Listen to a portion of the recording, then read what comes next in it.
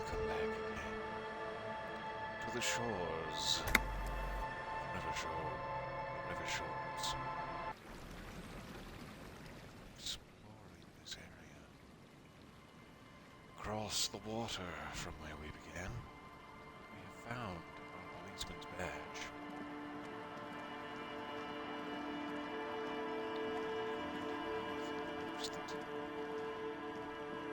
South. Heading north in the hopes of finding the cryptozoologists is my plan.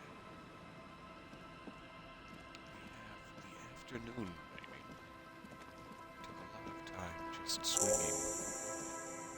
Dear Kim, quick travel unlocked to the church. Interesting. What's this? What thought are you having, Harry? A kick drum pulse. The music is coming from somewhere in the ice.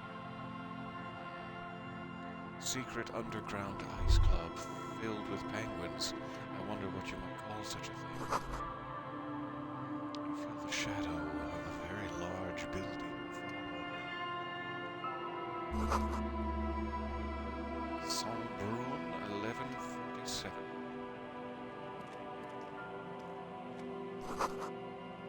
Dusty pew-pews in the shadows. Many seem to be missing. Taking money from the church. An altar shrouded in dark. Something like that. It's too dark to tell. It's not an altar. What if it's the hideous mangled corpse of my hopes and dreams? Dead phone, smashed receiver. Someone hung up too hard. It worked hard to smash the plastic dome. A metal payphone under a yellow plastic dome. You could use it to call someone, unless you're out of change. How much does it cost to make a call? I can't recall if I have anyone to contact via the telephone. I don't think so. There's that one lady we speak with via the police phone in Kim's motor carriage. I don't think we need to call anyone specific, but let's see what our options are. Pick up the handset. You hear the tone.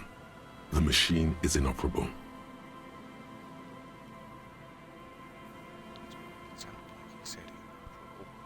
The text says operable. 10 cents. Dial a random number. That's interesting.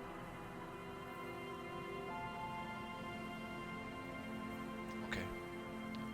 Probably spend 10 cents in the offing if there's any delicious secrets hiding.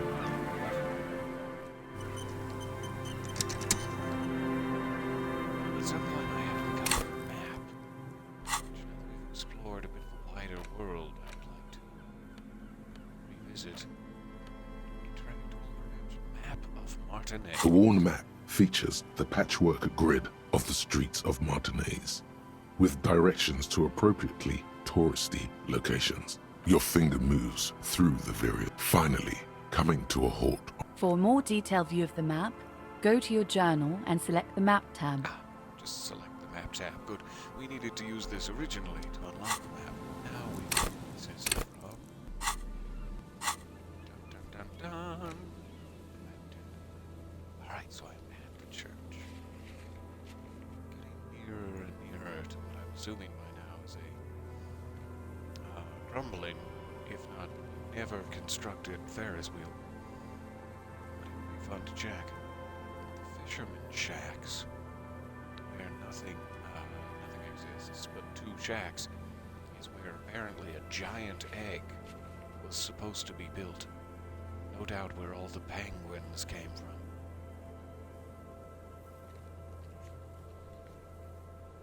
Oh, I totally forgot that they're like keeping track of skill checks. These are found white checks.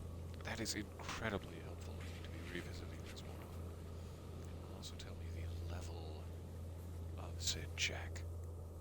So some that are merely challenging might be better than impossible, legendary, formidable, etc. Not sure if formidable is below challenging or not.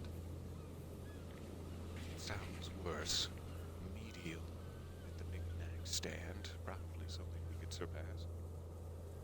And the godly tight ass. I can't wait. That is incredibly helpful. Alright. It does seem, yeah, like I can travel to various main points. That would certainly save time if we need to race back to Joyce, etc.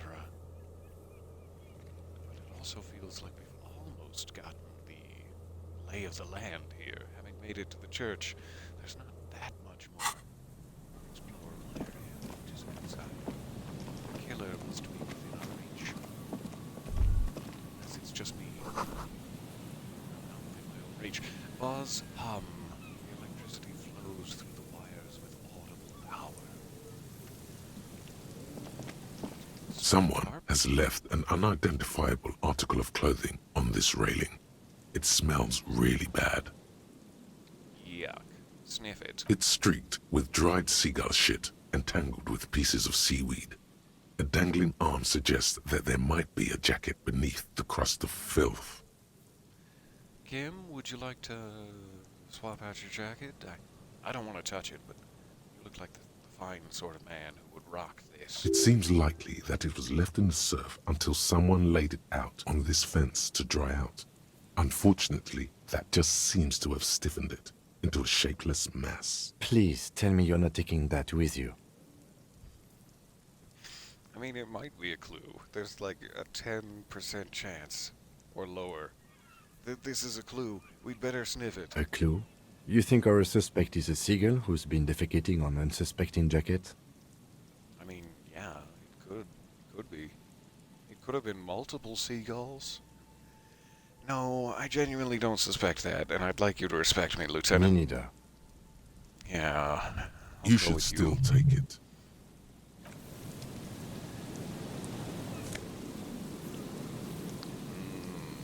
It's gonna give me some sort of, like, negative effect to my authority because I reek of seagull droppings. Filthy jacket gained. What have we here? It is an interactable item, rather than an item of clothing. This filthy rag has been at the mercy of the elements for quite some time. It's streaked with seagull droppings and abnormally stiff from God knows what natural processes. You can't even tell what brand it is. Should we perhaps interact with it when we're near a sink, or should we just start touching it now, where we're nowhere near a sink? As you hold it in your hands, it makes an uncomfortable crunching sound. Ugh. How did this jacket get so disgusting? It's a sordid, filthy tale, not for the weak. Are you sure you can stomach it? Depends on how early I am in the video, I guess. Depending on how sordid and filthy the tale is, within the first 15 minutes, I'm definitely going to be demonetized. But this whole endeavor really isn't about the monetization anyway. Let's think about it. It occurs to you that you're not even holding the jacket itself, but rather the thick crust of jetsam and seagull shit that ensconces it. Lieutenant Kim, look at me. I'm holding a thick crust of jetsam. It smells like a dead sea creature, tangled in grey strands of seaweed. It must have spent quite some time in the water before the tide deposited it ashore. Gross. But what is the crust made of? Somehow, it was carried or dragged to the boardwalk. If not by human hands, then perhaps the feral dogs that prowl the beaches at night. Oh my god, I can't wait to meet the feral dogs that prowl the beaches at night. Okay, I've had Why? enough. Why did you think about it? Look at your hands. They're covered in muck. Well, maybe if I wipe my hands on my pants. Maybe that'll be better. Maybe I should change to a pair of pants I'm not planning on wearing first, but flick your hands. Now you're just flicking that shit everywhere. This is a disaster. You'll never get the smell out. I knew exactly what I was in for. But the curiosity. So my morale is dangerously low. I have 1 remaining point of morale. Hello, hello, nice to see you there. Welcome to the party. Welcome to the, crust. Okay. I can interact with it again. Seems like I'm gonna need some sort of potent detergent for this, if ever it is to be redeemed, and I would very much like to go wash my hands now. Kim, shake hands with me. No camaraderie. No, I'm kidding. Don't touch me. You don't know where I've been. You definitely need to swing back to the tear machine soonish. A coin-operated weighing machine. It hasn't been used for a decade. A pair of fashionable glasses. Megabino's prescription lenses. Vagrants have recently painted the tarp red. Water drips from it.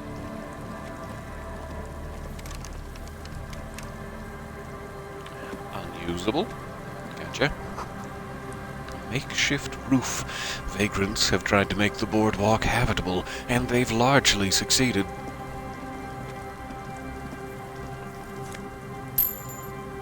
Also left 68 cents just lying around. Are you sure the vagrants don't need this more than I? A big wine canister. It's open and empty. The smell. It's awful and familiar. Oh, that is awful. What is it? What's the smell? Don't you recognize it? That hideous pungency. That faintly cloying sweetness. Only death smells like that.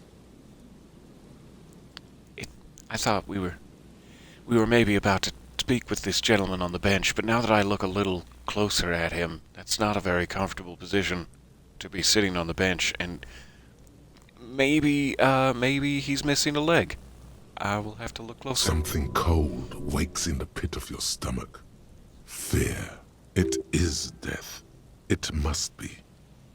Heads up, Lieutenant. I smell death. The lieutenant has already brought a handkerchief to his nose. Careful there. These floorboards look rotten and weak, much like your spirit. There's some tear, an empty cigarette package, and a crumpled kebab wrapper in the trash bin. Search it for leftover kebab. Sure, it's been festering next to the corpse, but it could still be tasty. 2 empty bottles of Tallulah vodka and a can of black potent porter is all you find. No, there's more in there. Livis strawberry liquor, plus some Pilsner bottles too. Better not pick them up. They seem unhygienic. They seem unhygienic and might also be evidence to the murder investigation. Or the investigation of this gentleman gently passing away in the night. Doesn't have to be a murder. A tragedy. The lieutenant looks in the can, eyes watering from the smell. He shakes his head with genuine sadness. The cigarette package. Whoever tossed it here was a heavy smoker.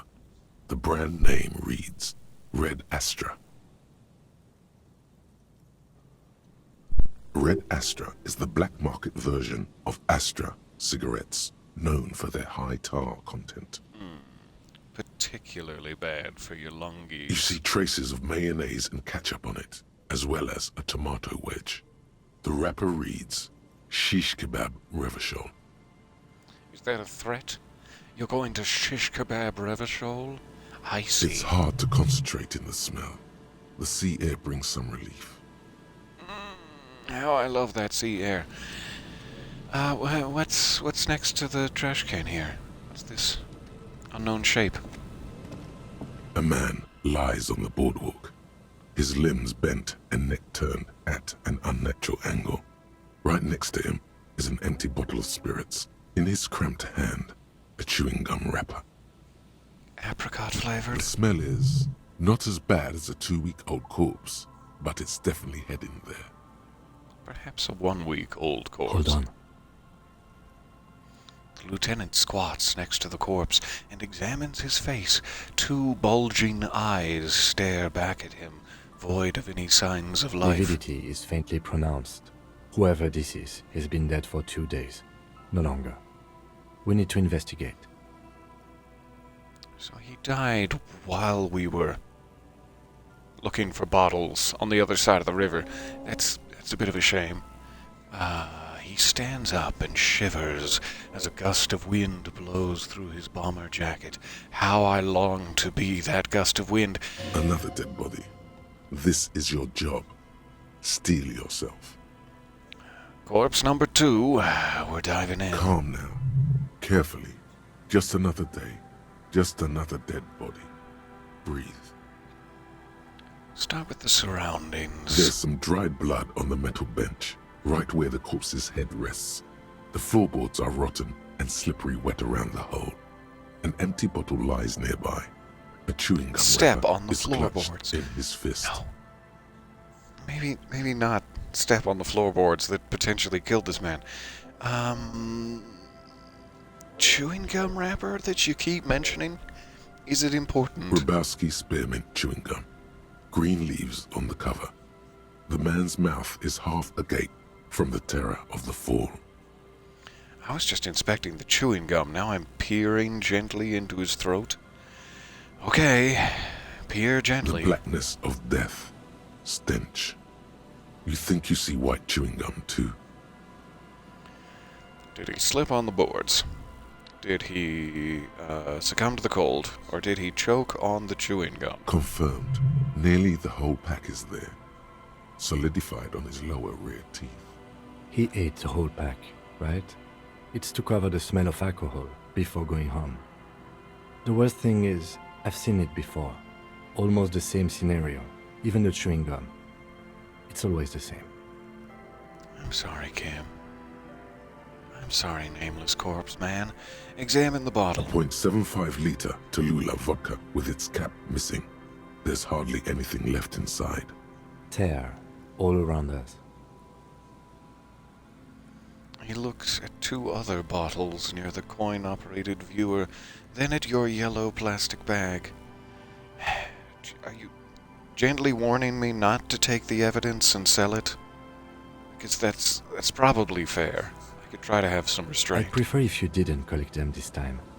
It's not proper. Yeah, that's 100% fair. I won't collect them this True. time. It feels disrespectful. Examine the man's head. A dried chunk of blood covers the hair at the back of his head. An open wound. It's sticky and cold to your touch. Nobody said touch the open wound. Examine the man's head did not need to lead to this. I don't see any other major wounds, do you? It's hard to say in his current position. We're gonna have to jangle him around a bit and really check his thighs. Seems like the head wound was fatal. It's exactly the shape of the bench. All right, step The back. entire boardwalk creaks in the wind as you take a step back. Study the man's clothes. He's wearing mud-caked boots, beige trousers, and an old brown leather jacket with a bright blue lining. There are traces of kebab sauce on his chest. Search his You pockets. find some sunflower seeds and a rain-soaked library card folded into 2. His jacket feels sodden and heavy under your hand. Stop touching his jacket. Every time I try to gently look at something, Harry's just all fingies. Good. We should take a look at that library card after this is done. Oh, definitely. Study the man himself. The man has fallen through a crack in the boardwalk and hit his head against the metal bench. Coagulated blood covers his black hair. One of his feet is still dangling through the hole.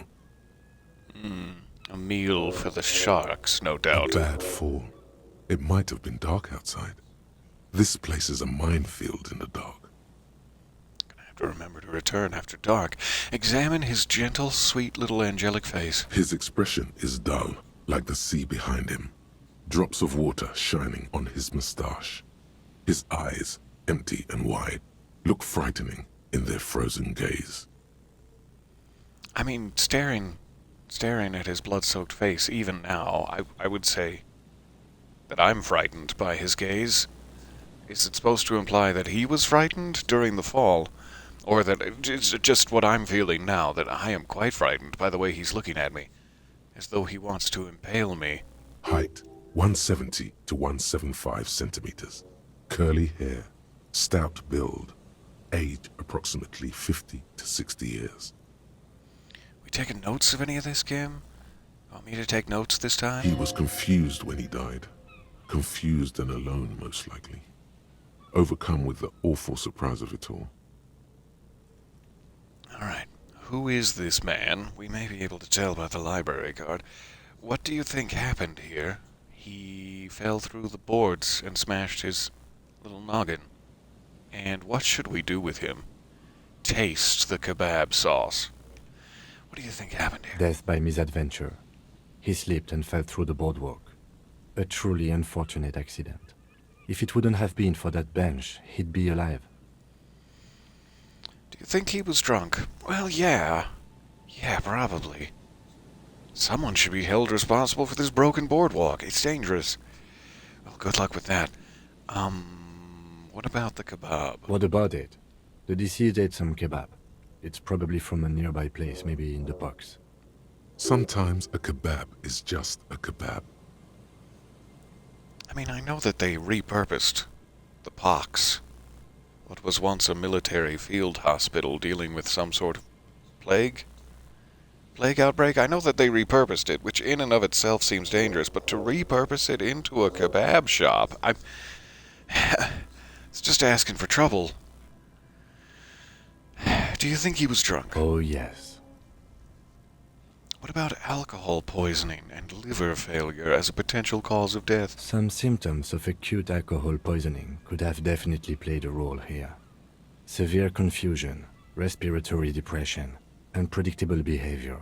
But I think that death arrived through head trauma, not liver failure. I don't believe it's related to our other body, but what do you think, Kim? No, I don't see anything that points in that direction. For now, let's treat this case as a simple, albeit sad, accident, unrelated to the murder case. Sure. I guess we need to open a new case file and name it. Slippery Jim. The case of Slippery Jim. Agreed. If this somehow converges later, why not? But keep it simple for now.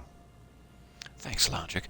Should someone be held responsible for this broken boardwalk? They'll seal this place off after the news reaches the coalition officials. I doubt that they have enough resources to actually repair the boardwalk. Not that sealing it off would keep anyone away. All it does is keep the city council's hands clean. He smiles, but there's a certain sourness to it that you long to taste. Right? Conclude. It does seem to be a pretty straightforward misadventure, although there's still a question of identifying the body. In that vein, who is this man? Looks like one of the locals. He'd have to know this spot to come here. You don't just walk over here. He looks south, the way you came. But that's just a lazy assumption. What do you think? I think we should check his library card. This is an omen, a sign from above. Don't start drinking again. He looks like me. I could have ended up just like him, dead on some empty boardwalk with a bottle next to my corpse. It looks like just another old drunkard to me. I think labeling him as an alcoholic is a bit premature. We don't know anything yet. I mean, that's fair. That's fair, but there are a lot of bottles and the smell of spearmint that lead me in that direction. Let's try to be nice. We do know that he was married. The lieutenant points at the ring on the man's left hand, the flesh around it swollen and gray. But you're right. Let's not run ahead. For now, all we know is that he's an unidentified middle-aged man found dead on the Martinez boardwalk. What should we do with him? From where I stand, I can see two options. We either take the case and follow the leads to identify the body on our own, or we report back to the station and leave this for our colleagues to handle. I mean, we're right here. We are right here. We should take the case. But what about a field autopsy? A field autopsy isn't necessary if the cause of death doesn't appear to be criminal, and this looks like a simple accident to me.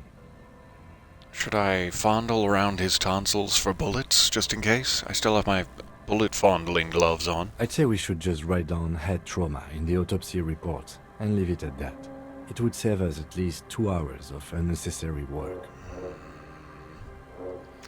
I would like to take a closer look. I don't want to go against Kim's wishes. I don't see anything criminal here, at face value. But we also thought the other guy was hanged, so... The more and more I explore this particular world, the less I believe in coincidences also. Coincidences and accidents. But I don't want to call Lieutenant Kim sloppy. That's not what I'm going for here. But isn't he kind of sloppy? Maybe, but we don't really have much time or resources to spare. The guys at processing will take care of the rest. All right. I do want to take the case, though. Maybe we can notify a next of kin. All right. We should first examine the library card you found. Then we can call the station from my kinema. Let them know we are taking the case. Fantastic. It's library card time. Knowledge is power. And if you allow her, knowledge can teach you anything you'd like. That didn't rhyme, but still. +2 to encyclopedia. For the mega... Is it Bino or Bino? Like binoculars, due to their thick lenses. -1 to perception, because these are nausea-inducing hell glasses. Whose idiotic idea were square and beige plastic frames, anyway? Beige is a color that does not look good on anyone. Not to mention that seeing the world through these exceedingly thick lenses feels almost nauseating. Put them on. Put them on and stumble across the slippery boardwalk. No. No, we won't. Library card. Found from a pocket of the dead man on the Martinez boardwalk. It's still slightly damp to the touch. The cover bears the stamp of Jamrock Public Library. The library card is folded into 2 and still slightly wet to the touch. The front side reads, Central Jamrock Public Library Card, issued to Billy Mejean, expires July 53. Strong implication that this is Billy before us, but he could have had someone else's library card. Billy is a unisex name. Could be the deceased, or his family member. Yes, logic. Look at the backside. Do we have time for that? Kim, give me a spin. Look at the backside before we pry it open. If lost, please return the card to the library. Dial 005 02 55211 or visit us at Moreau Street, 78, Jamrock. Business hours, 900 to 1800. I guess we could dial that number from the nearby payphone. Good. We should give them a call from my kinema. See if we can learn anything about Billy Mejean. Or if it's free to make calls from his kinema, we could save 10 cents. Look inside. Whoever owns this card is an avid reader. You find a list of books written in blue pencil. Radio thriller. Stand a little less between me and the sun. The last one in the list is The Glinting Curve by M. Theobald. A library stamp indicates that the book has been returned. Oh, good. We're not dealing with fines. Stand a little less between me and the sun. Sounds like a fascinating and philosophically challenging read. I'm gonna have to check that out Most later. of these titles seem to be in the sci-fi genre. Some thrillers too. All right.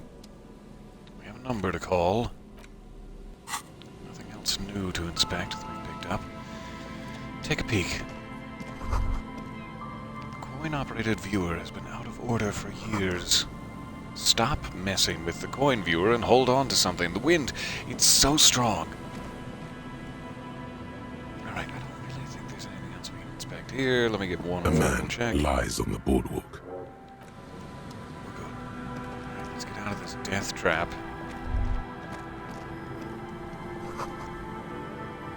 moonshine, probably. Smells like tasty fermentation.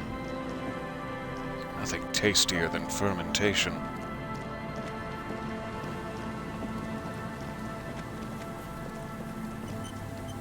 Okay, not seeing anything else. That autosave is a good reminder. Get a manual one as well. Red paint around here. Makes me think that perhaps we should, return Cindy Skull's way? See if she was in the area? But it could be a total coincidence. Can't slip past the gate to the teasingly nearby benches beyond. Alright, so we could spend 10 cents to call the library here, or we could just return to his Geneva. While we're in the church, I believe we can also fast travel nearer to the Geneva. Let's continue investigating up here for just a spell. All the corpse rots.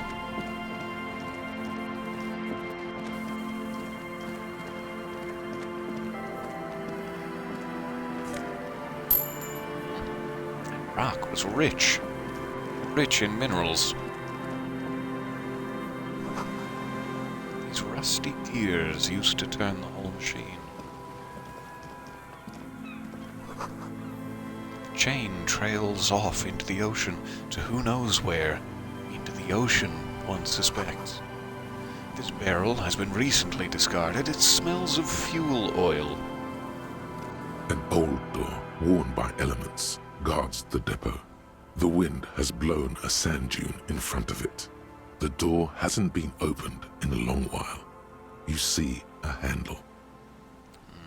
A 3% red check. It will require a lot of interfacing. What is this thing? It's military. A service depot of some sort. Used to service whom? The washerwoman mentioned a depot up the coast. She said it was for moving ammo and cargo across the bay. This might be it. I could use some ammo and cargo. We'll return. That way, if we get into a gun battle later, I can just throw the bullets at them. Throw the bullets hard. Ah, shirt. What have we here? Ew. It's like a short sleeve polo. It's the worst thing I've ever found. +1 to rhetoric, -1 to empathy. No, really, what the hell is a polo? This shirt looks worn and smells a bit. You can't help but wonder who would leave it stuffed in a tear container. What kind of man would even wear a polo shirt? That's what I'm wondering. This might be one of life's mysteries that will never be solved.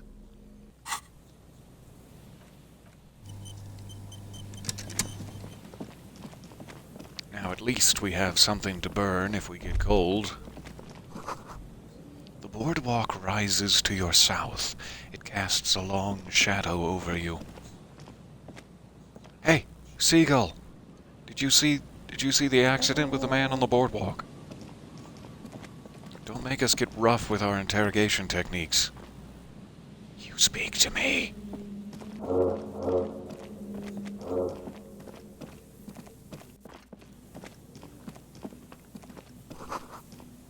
Cigarette butts, tee-hee, cleaned away under a rock. Brand Tiomotiri.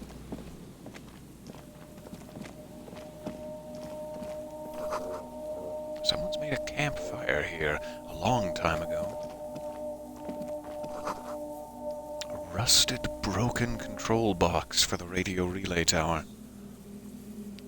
I heard if you pop the collar, a white boy with boat shoes appears to hand you a 40 of White Claw. Ah, burn it! Burn it now! At least we know we can complete the summoning ritual if we have need of a white boy. I'll be glad of that. This ladder is too rusty to climb. The sea air has eaten away at it. This relay tower coordinates boat traffic in the bay. Barely. A scented scarf. Sniff it. Sniff the scarf. Getting a lot of clothes, many more clothes than I expected to find on the beach, plus 1 to shivers because of the springtime cold, and -2 to physical instrument due to your allergies. This light springtime scarf smells like men's cologne mixed with cheap laundry detergent. Someone must have left it behind, probably from a date. Wear it if you want to delude yourself that spring has arrived. It has not. Tiny inlets there, off in the far distance, where the posts trail outward.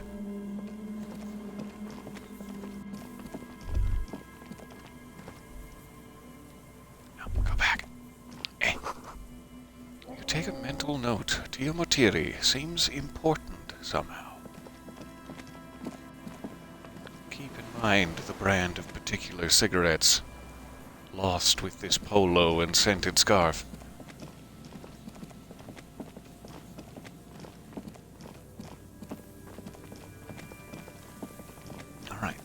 Seems to be the long and short of it.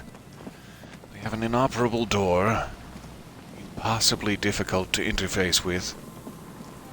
We have not gone inside the church yet. Likely our next stop, but no sign of the cryptozoologists, unless of course our boardwalk gentleman is involved, which would sadden me greatly, on Lena's behalf. Into the church. Heavy wooden doors, more than twice your height, stand shut in front of you. The rectangular sea-worn ornamentation appears in stark contrast to the padlock, carelessly drilled into the wood. Oh, you ruined the wood. Rattle the doors. Inspect the carpentry. Take a closer look at the padlock, or inspect the staple. Which staple? The padlock passes through a staple that's been hastily attached to the wood. Closer inspection reveals that one of the screws is not a screw at all, but a nail. The work has been done recently and is unprofessional, to say the least. We could just rip that padlock right off. Should you want to get through, it might be easier to just pry the whole thing off. Hey, this is where Mr. Prybar comes in handy. Maybe we should circle the building first and look for another way. The building has seen enough mistreatment.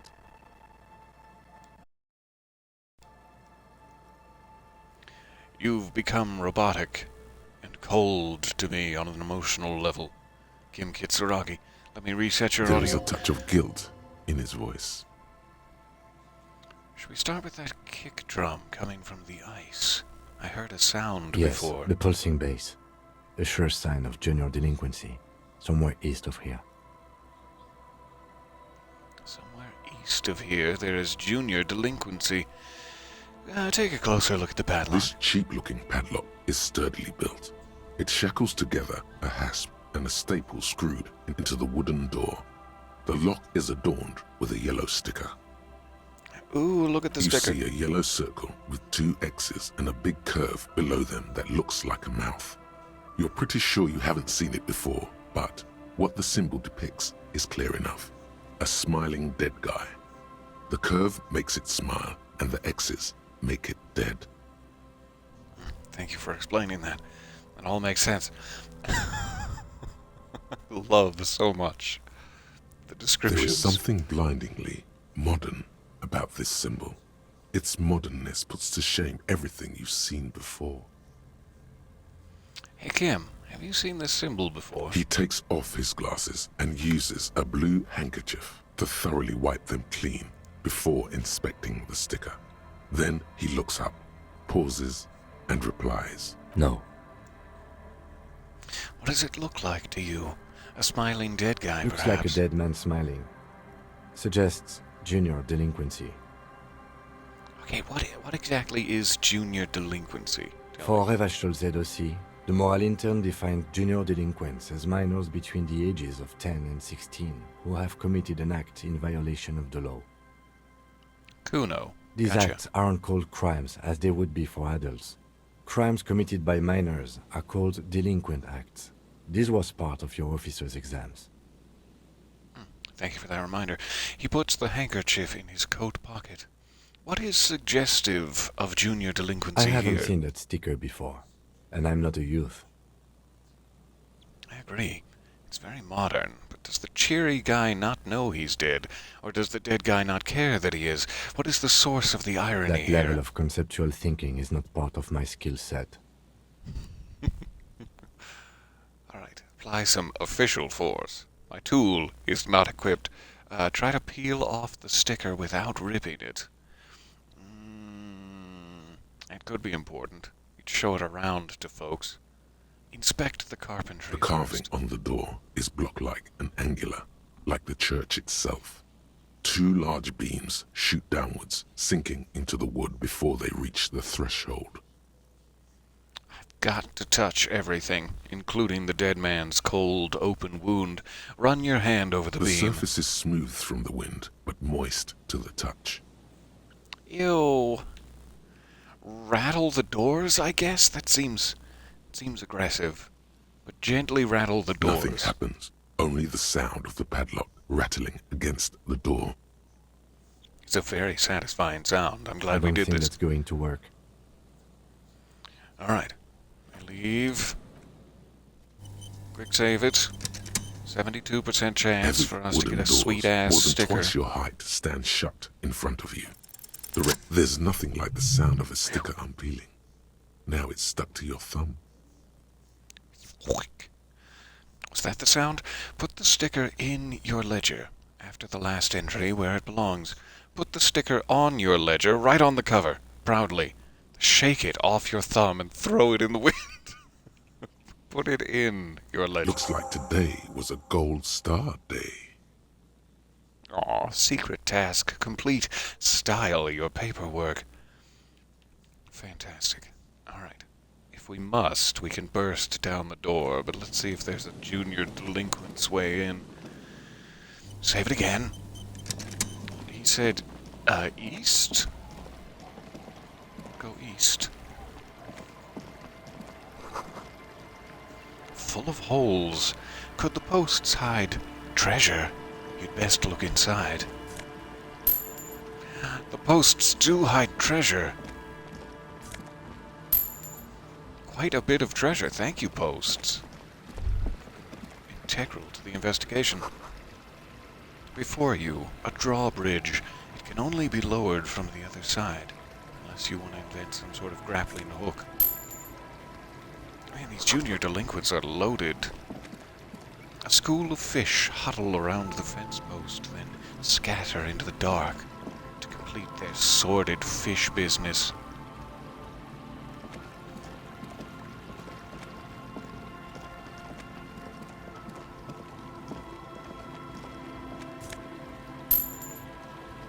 Wow. There is so much treasure here. And drugs. Treasure and drugs. Potent Pilsner. It's the first alcohol I've come to possess. Maybe I can give it to... what was his name? Idiot Doom Spiral. Thanks, Brain.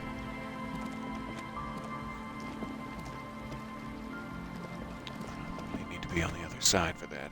I'm going to save it again since we are officially rich now. $23. Hot damn.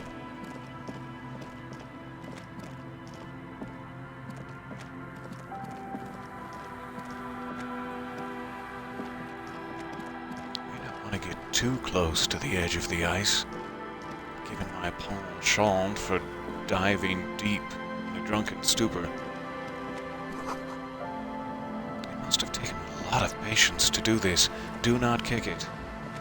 Oh, hey. Didn't see you over there. I've been taking all your real. That's okay. Painted with pastels. Someone is trying to bring cheer into the world. Trash from some unending party. A pole screwed into the ice keeps the tent nice and erect.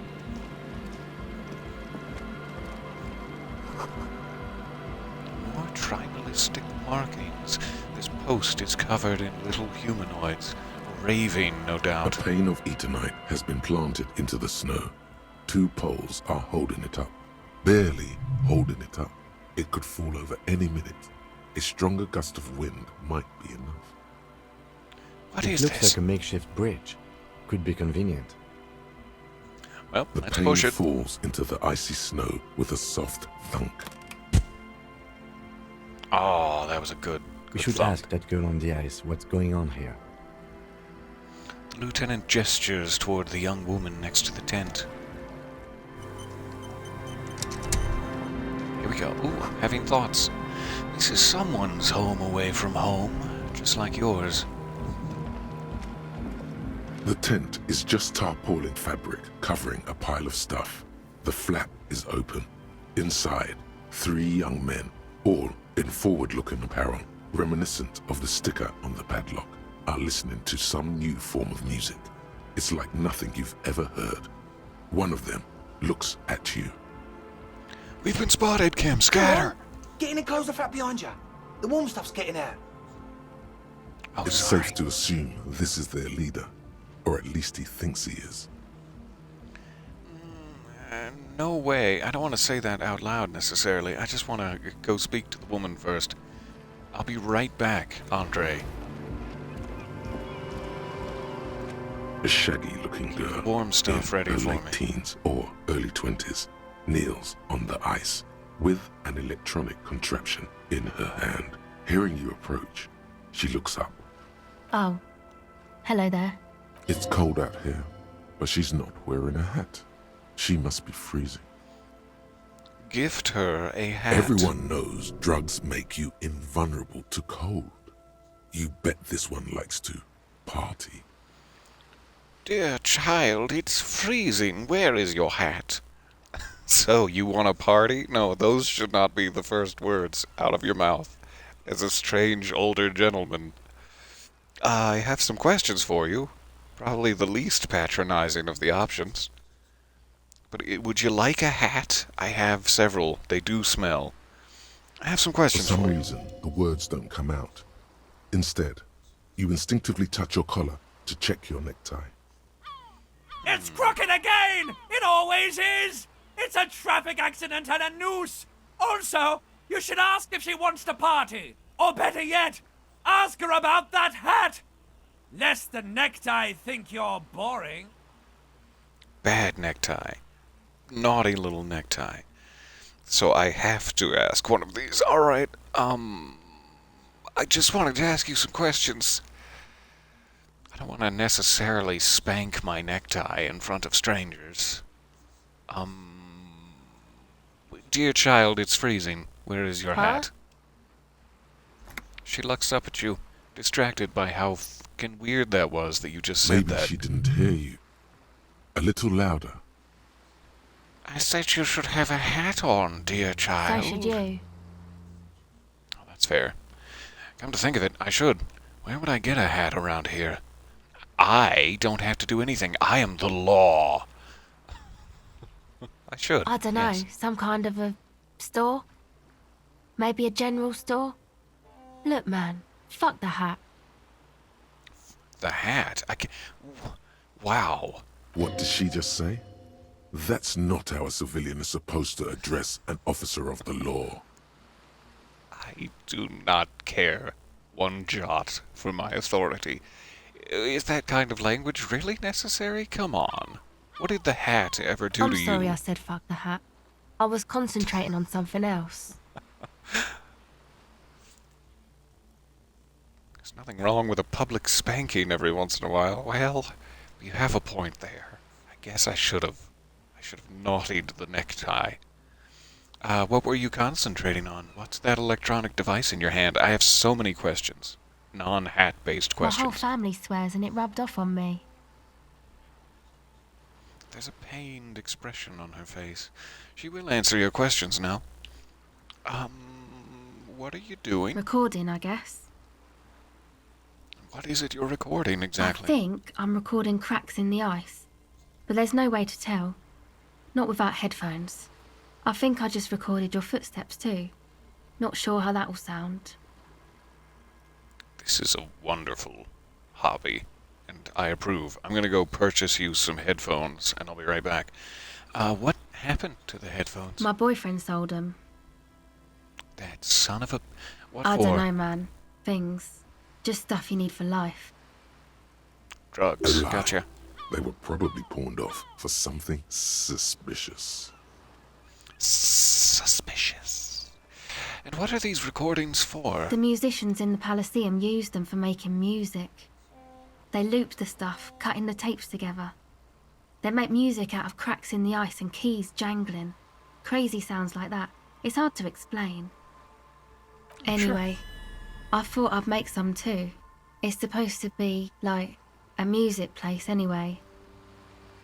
She rubs her shoulders and looks around, clearly feeling awkward by this continued I don't really interrogation. know what I'm doing. They use synthesizers too. I don't have a synthesizer. I don't really know what I'm doing. Oh no, that's what she said. I was like, it was highlighted, so I thought that was my response. She Nope. looks at the recording device, the thing she thought would fill her hours with joy and escape. It's turning out to be an empty fantasy. She feels childish, very useless all of a sudden.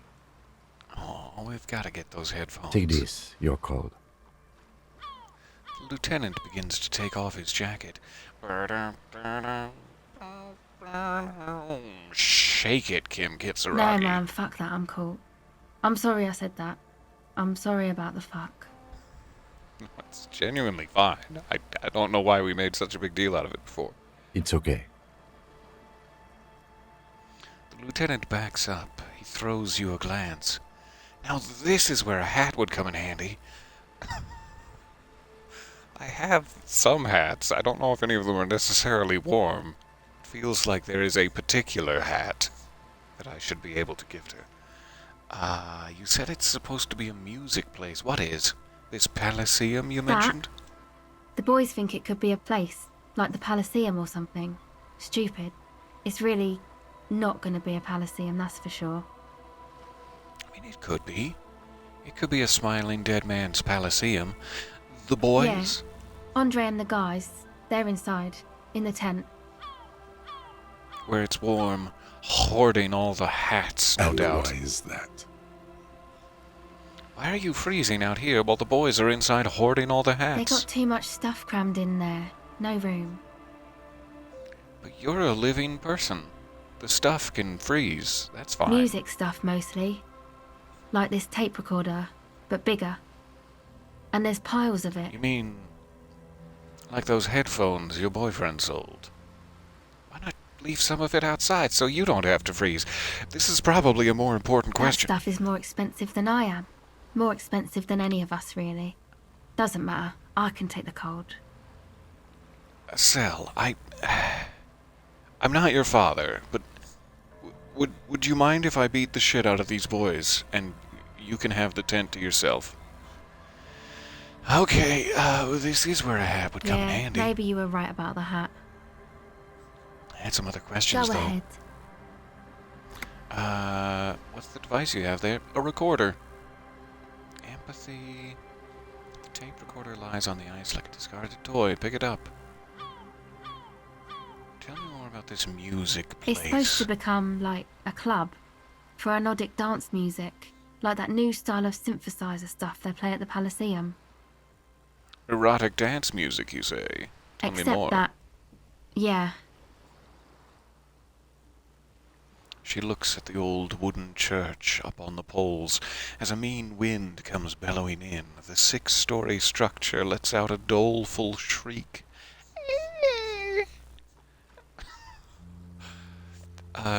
Did you put the padlock on the church door? I don't think so.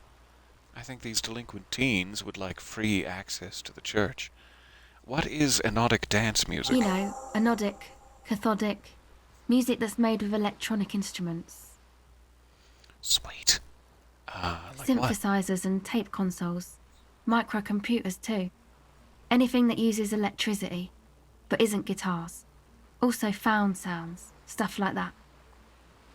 If I find any sounds, can I bring them to you to make sweet, sweet You see music? clear, beautiful, violent flashes of light. Light cutting through a smoke-filled darkness. That is what the future will look like, if it ever comes.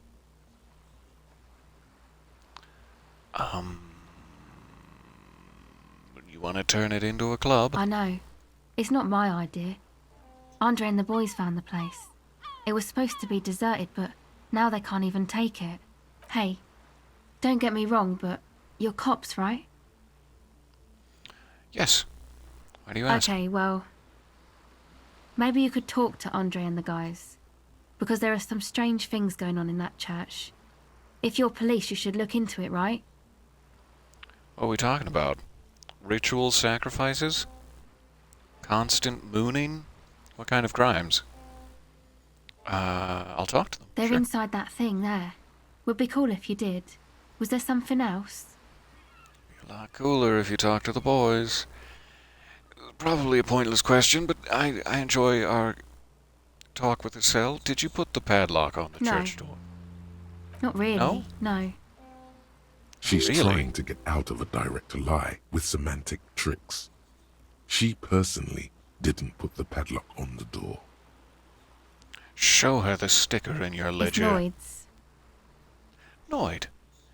Gotcha. Suspect number 1 in the ongoing murder investigation. No, you haven't sold Noid out, don't worry. Is he a friend of yours? Yeah, I guess you could say that. Why did he put a padlock on the church To door? keep more weirdos from getting in. Fucking Martinez. I'm sorry. It's got the worst weirdos. If you get around to it, ask Andre about him, he'll tell you. All right. Thank you for your time. Did I have Go another ahead. question? What's your name? I mean, I see it there in the dialogue, but what is your name out loud? Estelle. Pleasure Her to hair meet is dyed blonde, with dark roots showing. There's a coarseness to her features, some masculinity below that timidness. Sell who? I'm not a young suitor. This is official police business. And your surname, which is really none of my business, but sure. Why? Why indeed? Forget about it.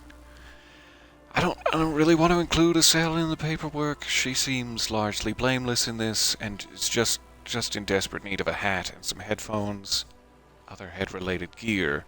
So, yeah, forget it. Keep your Okay. secrets.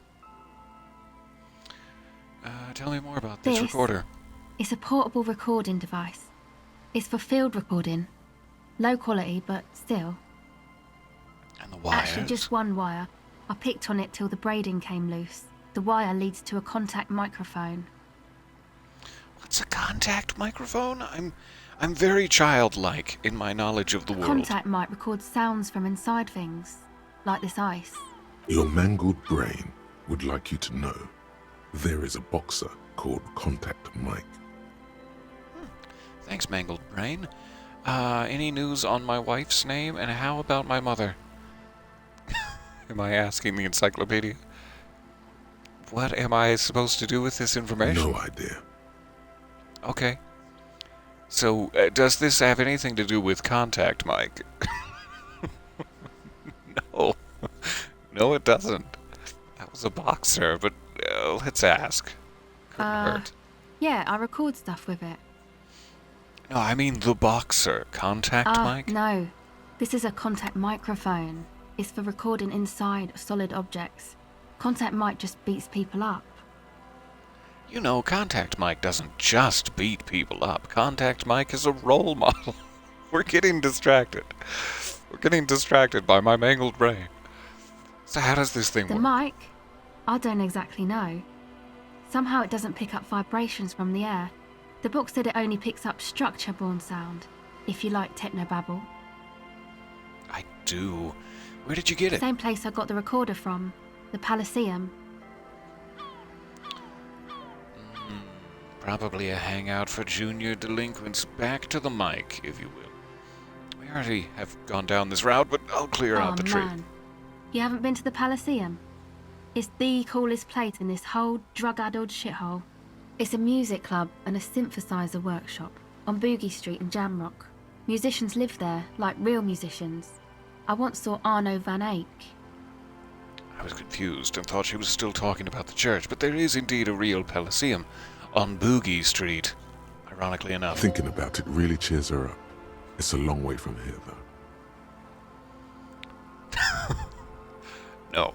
Sounds interesting. Who is this Arno Oh guy? yeah. Guess you wouldn't know Van Eyck. or really be a Palaceum going kind of person. Oh, come on, I get down. Look at me. Do-do, do-do, do-do, do-do. Elmo's World. Look at how I get down. I don't know what that means. I grind, baby. The dance floor. I don't know what that means either. It means I'm hip, beyond my years. Oh, nor do I, but I have concrete evidence that I rock, in the form of a wrecked tape player and a completely trashed hostel room. Yeah! Neither do I. Actually, I have no idea what I'm talking about. Get down? Grind? I love this. I do have concrete evidence that I rock, if it will impress you, or lower your perception of me as a person of That's character. cool. Nice. She breathes on her fingers. It looks like she doesn't know what to say. No, you're right. Time has deserted me. I am hopelessly unhip, and hopelessly unhopeful. Oh, I shouldn't have done that. I shouldn't have been self-deprecating. My morale is desperately critical. What's happening to me? Despair creeps into you, getting fat on your weakness. Whatever noble intentions you once had as a police officer, it's eating them all up now. You're still coming up with sentences. That's a step up from total annihilation, right? What? Why would you take this out on Kim? I've wasted my life protecting humans. They don't deserve it. I'm done. No one even likes cops. I wish I was fucking dead. Shouldn't have been self-deprecating. Goodness me. I guess I've wasted my I don't life. dispute that you have been charged with protecting the people of a particularly challenging district. But poverty does not make one a loser. Poverty is just poverty. Nothing you can say would make you feel any better now. Cop gives up the detective genre for social realism. Another police officer resigned from the RCM following a nervous breakdown. He now lives under a bridge, drinking and occasionally throwing excrement at passers-by, shouting, "I never loved that woman." When asked to comment, former colleagues objected to the theory that his psychological disintegration was precipitated by his wife leaving him. "It's because the Furrows lost that match," said Captain Ptolemy Price, once the man's superior officer.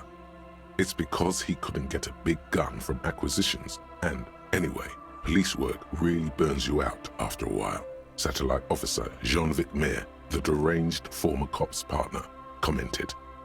Sergeant Matt Torson, another former colleague, did not propose any theories, merely saying, "Whatever happened to him wasn't about birds. He got fucked, that's all." That really puts a pin in it. Alright. Well, that was a fun game. And I think that's the good ending. I think that's how it's supposed to... No, get back in here. I have to have those conversations again. So sorry. But what a great ending to my story. This is someone's home away from home. Alright, hi. You may not remember me. It's me, deranged hobo cop. Former hobo cop, I should say. Well, deranged hobo, former cop. So don't be It's shady self-deprecating when your looking girl. morale is dangerously low. Oh. Got it? It's cold out here. Everyone knows drugs make you invulnerable to... Dear Huh? child, it's Maybe freezing. she didn't hear you. I said So you should have she a hat did. on. I don't know. Should. Some kind. What did she just say? That's not how Is a that civilian kind of language really necessary? I'm Come sorry on. I said fuck the hat. My whole family swears and it rubbed off on me. What's your name? Her hair is dyed blonde. Oh, that's great. Why? Your surname? Okay. Oh, never mind. What This- device do you have there?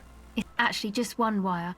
I picked on it till the braiding came loose. Getting back the to wire contact leads to a mic. contact The mic. real The important contact mic business. record- Your mangled brain would like you to know there is a boxer Hey, called Contact Any Mike. news on my wife's name or No. my mother?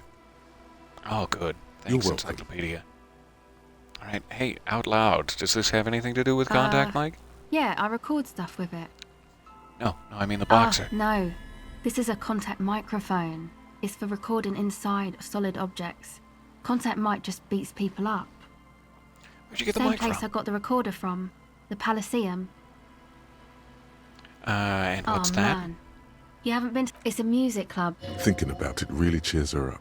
Oh, that sounds Oh, yeah. interesting. Guess you wouldn't know Van Eyck. Or really be Oh, a... you know I get down. Don't know what that means. You know that I don't know what grind. that means either. I'm so hip.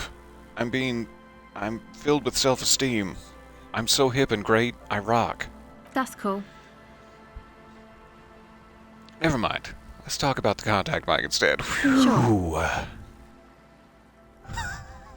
This is so funny that a single dialogue choice, when you're at this particular level of morale, can have such an effect on the game. Alright, how does that thing mic? work? I don't exactly know. Somehow Alright, it doesn't I had some pick up... non-mic Okay. questions for you. What are you doing out here in the cold? I'm gonna go savagely beat those Recording, boys. I guess. I think I'm recording cracks in the ice. But there's... What happened to My the boyfriend... I don't know, man. A lie. They were The musicians in the Elysium, you... Anyway, I don't really know what I'm doing. She looks at the recording device. Take this, you're cold. No, man, fuck that, I'm cool. It's okay. Alright, now this is where a hat would come in handy. Yeah, maybe you were right about that. Yeah, And why is that? they got too much stuff music stuff mostly. Like this tape record. That stuff is more expensive than I am. More expensive than any of That's us so really. sad. Doesn't matter. breaks my little heart. Go ahead. Alright, tell me more about this music place you've been planning in the It's church. supposed to become like, except that, yeah, What's that kind of dance music? anodic, cathodic, music that's Yeah, made with glad we electronic got that one. instruments. It's a huge bonus to my XP. What kind of instruments? Synthesizers and You see clear, beautiful, violent flashes of light. Light cutting through a smoke. Did you put No. the padlock on the door? not really. No, She's trying to get out of... it's noids. Yeah, I guess you could say that. To keep more weirdos from getting in. I know. Hey, don't get me wrong, but you okay? yes. Well, maybe you could. They're definitely talk inside to 'em. that thing there. Go ahead. Sweet. Alright, all caught up. Whew. Okay. Lieutenant Kim, could you say Motorway something to south. moralize me? That would be great. The lone Motorway vector south. stretches in your mind's eye into the wild pale yonder for an unimaginable distance, forgetting, until you can no longer remember anything. No cities, no mountains, no oceans, and finally, no vector. Nothing remains. A blank space with no point of reference, where only one type of motion is possible. The motion of a human throat, swallowing, and then it comes to you. To reach the end of the motorway south is to be unborn. You've had this thought before, while aimlessly wandering the streets of Jamrock. A lost piece of the man you were. A dark hope. Ooh. My shivers sense is tingling. All intellect white checks unlocked. +1 to Inland Empire. The swallowing motion. The grand swallowing motion of the universe. Okay. I'll take an extra Inland Empire, thank you. We do have 4 skill points. It might be about time to try to bolster ourselves. But I'm not exactly sure what we need until we need it. We have spoken to the woman. Quick save. We have not fallen into a crumpled, hobo-esque heap upon the ice floe. The tent is just tarpaulin fabric. Come on, get in and close the flap behind Hey, you. Andre. The warm stuff's getting out. Oh, sure.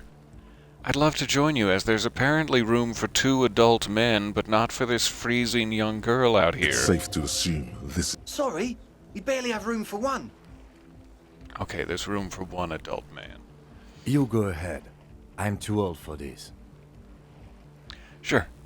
I'll be right back. I'm actually not, he thinks. I just dislike delinquents. I'm Fair sure enough. you will feel right at home. I'll keep watch. Hey. You trying to insinuate that I'm some sort of junior delinquent? There's plenty of room in here, you absolute assholes. It's Smells like sweat and laundry detergent, plus a trace of ether. Pile of nasal sprays, brand name, Nosafed Ultra Strength. Assuming that's how I leave. You see a youngish man bleaching Hey, the Andre. tips of his hair with a toothbrush. He puts the toothbrush down and extends his hand in greeting. Hello, I'm Andre. It's a pleasure to meet you. Shake his hand, I guess, but I had to think about His it. grip is strong, sweaty, and warm. He's trying to project and inspire confidence. This is my posse, Noid. The young man with earrings looks at you suspiciously. Hi. And Egghead. Oh, hey, Egghead.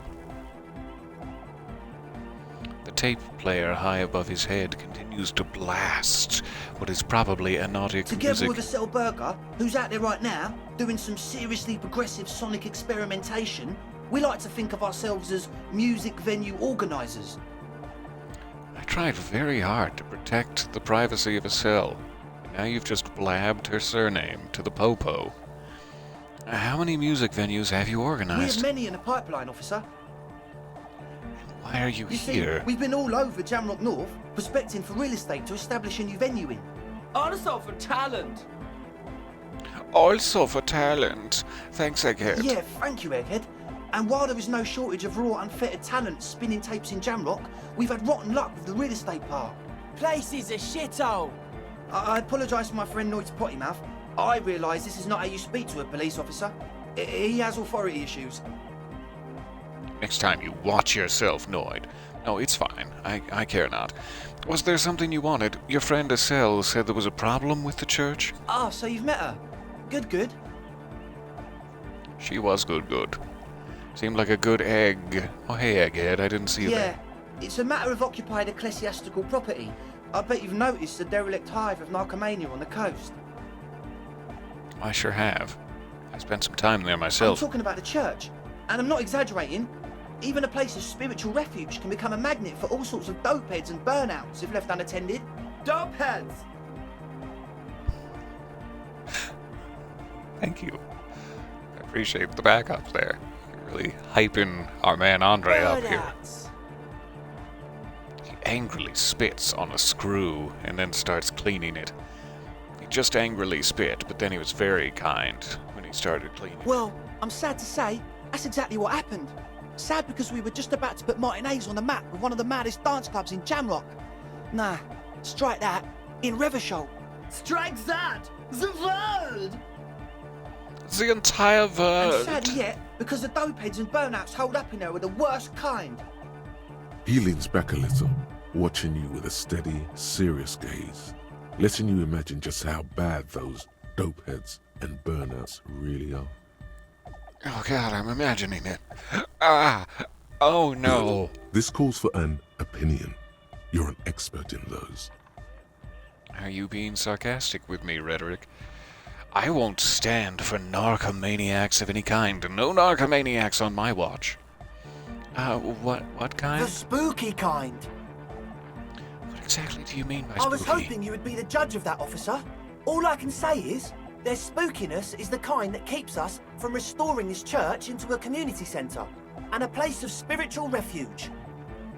Place of spiritual refuge through the power of dance. Also, they don't eat or clean the building. Shit's gonna collapse. People just want to spin tapes without them spooking it up. Place has bad signs. No one can dance like that. Thank you, Egghead. Yes, So you're indeed. gonna look into it, right? It should be a police matter. Getting them out. Whatever spooky stuff they're doing, I'm sure it's not what the Ecclesiastes meant their property for. But the Ecclesiastes definitely meant for it to turn into sort of an all-night junior delinquents rave. I see your meaning. I'll take a look into it. Tell me more. Get the task. I'll make up my mind later. The police have more important things. No, I'll take it. I'll take the All right, task. man. Help the ravers start a nightclub. Andre claps his hands enthusiastically. It sounds sticky, as though he's been eating syrup by the handful. Andre's obviously very happy you took him seriously. The whole tent is. The boys exchanged giddy looks. I don't want to sell out a cell. I don't want to sell her out. Who exactly are these people inside the Truth church? is, I don't really know. None of us do.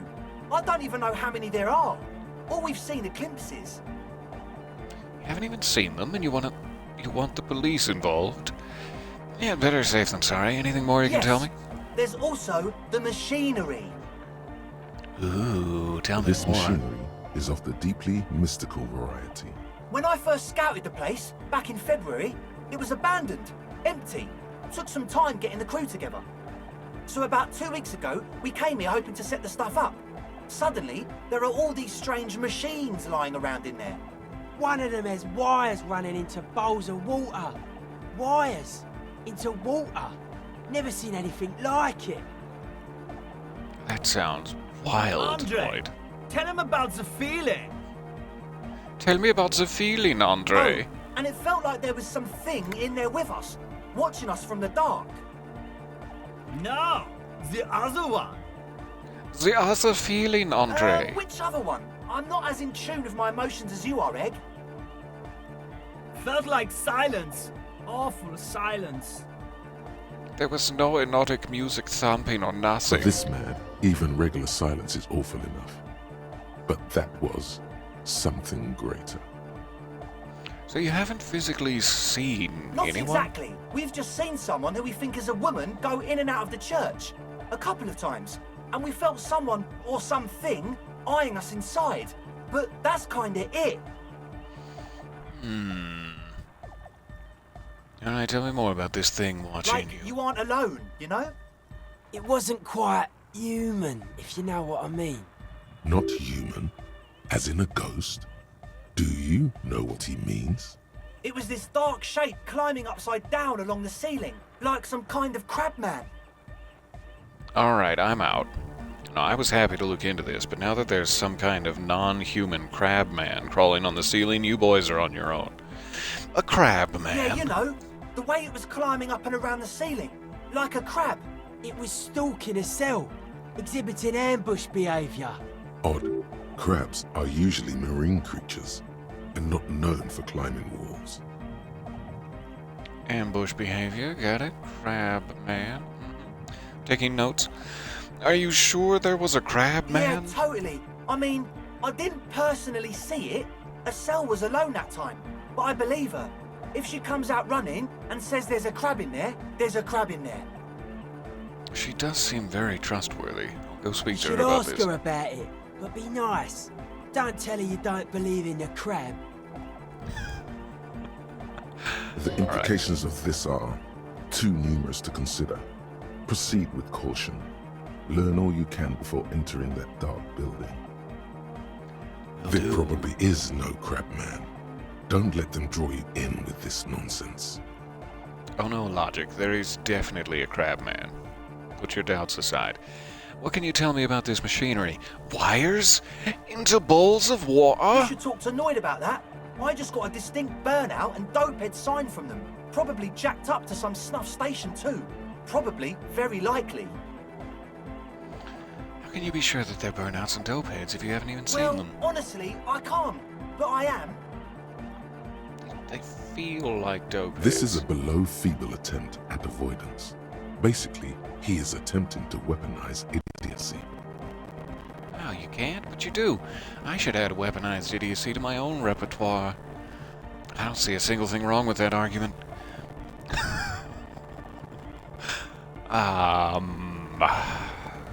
Need to really insult the poor folks. Though I'm still angry that you won't let us sell into the warmth. So I'm going to insult you poor folks. Hey now, I'm 70% sure they're substance abusers. That is pretty Don't sure. let all that technology fool you. Where do you think the drugs come from? The sky crab, I guess? I think the sky crab creates the drugs inside his chitinous body and poops them out upon the parishioners. If you're asking me honestly. Alright, let's talk about something Sure. else. What?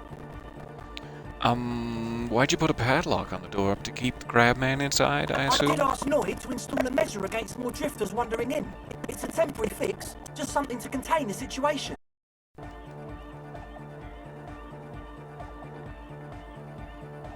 Seemed like it got jiggly for a second there. So sorry. I had to do it in an hurry. Not my best work, but it should hold for a while. It's one single staple, Noid. It's not gonna hold at all. I need the key, I guess. How long have those people been locked Not in long. there? Like a week, maybe? That's long enough to starve to death. That's probably not. How can you be sure they haven't starved to death? Didn't even read that first. Well, this is cool. Taking initiative like this is proper citizen behavior, and I endorse it. Can you be sure they haven't starved I'm to death? super sure they're alive. I mean, come on. I'm at least 90%, maybe 85% sure they're still alive. Maybe 80, maybe 75%, maybe 52% Somewhere sure. in the ruinous past that led you here, there was something called exams. You may have learned the term involuntary manslaughter there. Andre, do you know what involuntary manslaughter means? I'm not threatening you, I genuinely have no idea. 85% is not good enough when you're dealing with another person's physical well-being. 85% is good enough, no one lives forever, baby.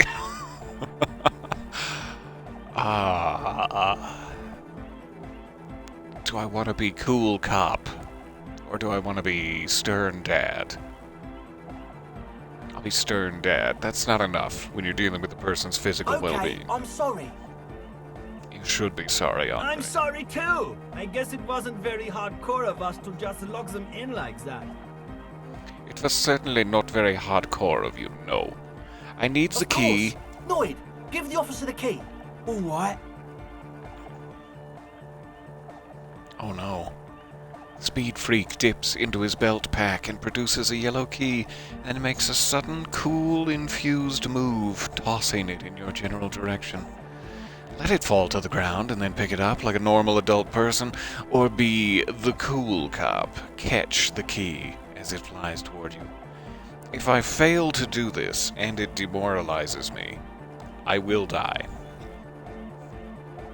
So maybe it'd be safer to just pretend to be a normal adult person for once. But just this once. 42%, not great. Maybe there's no consequence. Maybe it won't demoralize me. Maybe you'll just thonk me in the eye and take off a health point. But I better play it Noid safe. watches you pick up the key with a smirk. He wasn't very cool at all, Noid is thinking. Alright, other Sure, questions? Man. Tell us what you want to know. Let's do it. You mentioned some kind of Ecclesiastes owned the church. Who are yeah, these? that's a meteor and name for the founding party. Thought it'd be cool to use it. If you don't know what the founding party is, there might be a way to mask it with minor demagoguery. I do love masking with minor demagoguery. Now humor me, Andre. What is the founding party? Don't mask it. I don't even know what the founding party is. Ah, the founding party. I do know them, yes. But can you refresh my memory? Before we go on, what do you mean by meteor? You know, of Meteo. Concerning Meteo. Meteo? Meteo, a country on Muindi. On the Muindi Isla. Sounds like a brand of Cheerios made from pork. One of the poorest of the first world nations today, but once a great ancient civilization. Capital, Tilakos by Percentic. Alright, now we have to choose. Do we mask with demagoguery, or do we just give it to him straight? I'm gonna not mask it. I don't really care if they have a bad opinion of me, I guess. It's fine. I don't even know what the founding party Come is. to think of it, I've never really looked them up, you know. I can't give you a precise definition, but they're a very powerful religious organisation. And they Okay. have roots in ancient mass society. And they're the custodians of the Pericarnassian church. Plus, they anoint the innocents. They, like, made the innocentic system, no? Doesn't sound like they would appreciate a dance club in their church. They sound like exactly the kind who would want loud, anodic music in their church. Crush their dreams? We out here crushing dreams? It doesn't sound like they would appreciate a dance club. You're totally wrong about that. The Pericarnassian church is about love. And Nordic music is about love. I got love for my Pericarnassian posse. Love is the relay out of death. We dance! Wow. This is my favorite moment in my life. He violently shakes the tape player as if to see if he can break it. Love is hardcore! Yes, it is. Love is hardcore. Unity! Unity! Make some noise for my Insulindian posse! He turns the volume up, then looks at you with a knowing nod as if it's obvious that you will now break into dance. You Aha. feel it. My time the has come. anodes and the cathodes coursing through you. Your big toe starts tapping along to the bass, as if testing the waters. No words, enjoy the beat, nod your head. I don't quite understand what you're talking about. What's a posse? I guess love can be pretty hardcore. I now understand it was lame of me to suggest otherwise. Anodic music is about love, and so is the Pericarnassian Church. No, this is too much. No sane organization would want this level of absurdity in their church. I don't know, Egghead kinda convinced me. But I don't know if I should say anything about it or just bob my head, Bones. I guess love can be pretty hardcore. I'd like to apologize, Egghead. You've made me see the error of my ways. Yeah! Yakokota! The place to be! He seems ecstatic that you share his vision of Pericarnassianism. Do it for the masses. Do it for the crew. His friend forms a fist with a screwdriver still in his hand, approvingly I didn't so. want to say it, but it was pretty lame of you to imply otherwise. Anyway, you got more questions? Glad we understand one another. I've made up for my The past one sins. with the large head is still looking at you, nodding his head, waiting for your body to start moving. The expectation is trembling on the edge of the cliff, ready to take the plunge. Yeah! Let it out! Let the disco happen! Bring the disco into this world! Get this church shit on, and then dance there, motherfucker! Thank you, Horrific Necktie. I did want to ask you about this tent full of equipment before I break it down. Not the equipment, just, the dance. Yes. What? I hate to tell you, but it reeks of sweat in here. What's with all the The Nosafed? what now? Point at the bottles of nasal spray. The Nosafed Ultra, you have a lot of it. You making meth in here? Whatever. I wanted to know about another thing. Oh, the old Ultra. We, Yes? Incriminate You're like yourself. an actor, looking to the souffleur for his line. I have a major sinus infection. Stuffy nose. We all do. Shit's all blasted up. Winter. Can't even breathe. Oh, that makes sense.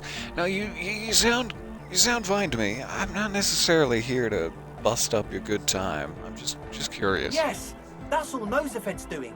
Without the Noser, I'd be drowning in shit right now. Nosafed is the shit. So without it, you'd be drowning in shit, but it is also itself the shit? I'm confused. Can I have some? I have nose problems. Good. Now, on to the Yes. next thing. What? Well, I do hate to tell you that it reeks of sweat in here. And it would be an awfully nice gesture of you to, I guess, first of all, bathe. Secondarily, clean this place a bit. Maybe you could push some things into a corner, and then invite a cell inside where it's warm, you stupid... I hate It to tell you does, this. doesn't it? Told really you we does. have a smell problem. Wait, I also smell ether. Why do I smell ether? I don't smell ether. Do you, Noid? No, It's mixed with a peculiar chemical scent, like a He laundry sniffs detergent. the air, then shrugs. It doesn't take a forensic scientist to guess it's drug-related. They look and act like the kind of guys who've done their fair share. However, their breathing is regular, their jaws stay put, and their pupils aren't dilated. So, not under the influence right now. And they didn't know I was coming, so if they're just hanging out in a tent listening to dance music, not doing drugs, they must be pretty stand-up guys. I think At we can trust. least, not under the influence of stimulants. That doesn't rule out hallucinogens, benzos, some depressants. How do you know all this? Shh, shh, shh. Encyclopedia, don't ask questions you don't want to know the answer to.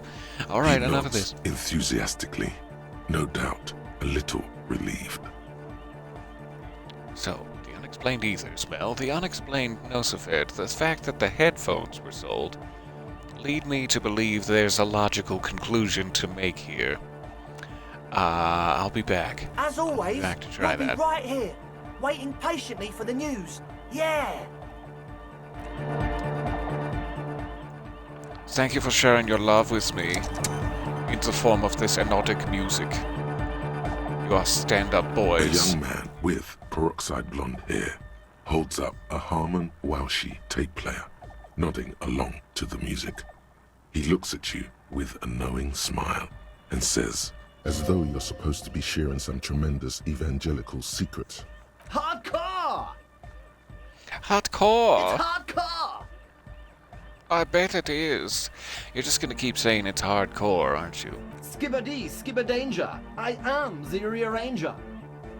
Wow, he really surprised me in the third act. Pleasure to meet you, the rearranger. Your hot Skibbity. training did not prepare you for this. What to do? There's no amount of training that could Could prepare there me be for this. a right way out of this garden of forking paths, you think? Solve the egghead puzzle. So there is... there is a The young secret man to be with learned. the tape recorder acknowledges Locked your within return. the enigma that When he is looks at you, Egghead. he squints as though you were the setting sun. This is hardcore. Say nothing. Hardcore! Still say Hardcore nothing. to the mega. Oh, I bet it is. Say Internally nothing. coherent. I was wondering if you knew who killed the mercenary hanging behind the whirling in rags hostel. No, still say nothing. Hardcore! All right! Yeah! He furrows his brow as his very large head traces the sublime invisible movement of the music in the very real air of the stuffy tent. Hardcore! Ah! He lets out an agonized roar over the feeble-ish, obviously not too hardcore beat below. So hardcore! Oh, I should have known. I just wanted to get in on his excitement, but he was testing me and I failed. It is, though! I'm gonna double What is down. it? I mean, really. He tilts his head to the other side, like a Feels like you should reply with the very pinnacle of idiocy here, so that things get totally transcendent. But you haven't gotten there yet, so you don't know what to say. I was thinking that I am too. the mic enforcer. I am the chick's checker. Yeah! Yeah. Alright, clearly I've taken a wrong turn in the forking path Back to that the is heavyweight Egghead. jam. Hardcore! Say nothing. Hardcore! Hardcore to the mega. Internally coherent. All core! All right! He furrows his brow. Hardcore! Ah! Alright. No, but seriously, I'm a little worried it isn't hardcore. The question is, what is the question? It would have been good if I had asked you a question, but I didn't, and now it's just idiotic.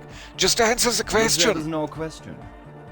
Oh, shoot. I've taken another wrong turn in the path. We're close. True, hard, full, core! It seems like it's Hardcore! correct to say nothing until that point.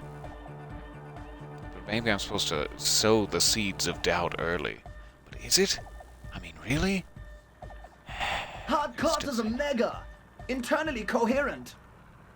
All-core, all right, yeah! He furrows his brow as his very Hardcore! Ah! So that really didn't seem to help. Let me try one mistake. Is it though? I was just thinking that a moment One ago. mind, one spirit, there's no other word. It's like a text adventure labyrinth. And I love it so. We're close. I'm not sure how to get out of it. Full car! True heart, full core. Ooh, you're speaking my language, brother man. Hardcore! Hardcore is internally coherent. It's weird that that one changes so much. But I'm not sure if the murder investigation has anything to do with it. Still say nothing. All-core, all right, yeah! I could try this. Please tell me, what exactly are you doing? But that seems to be tremendously un-hardcore of me to ask.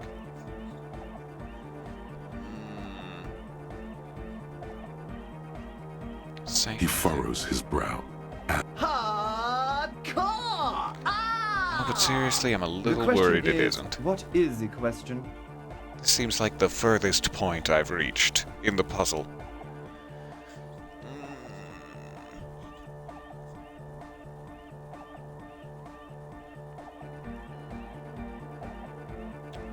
We tried just to answer the question.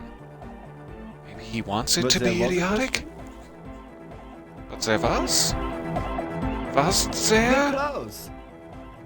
True, hard, full car! Okay. What could I do differently?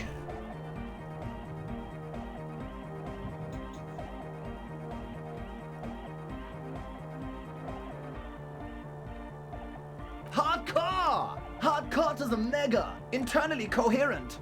All-core, all He furrows his brow as his hardcore! Ah!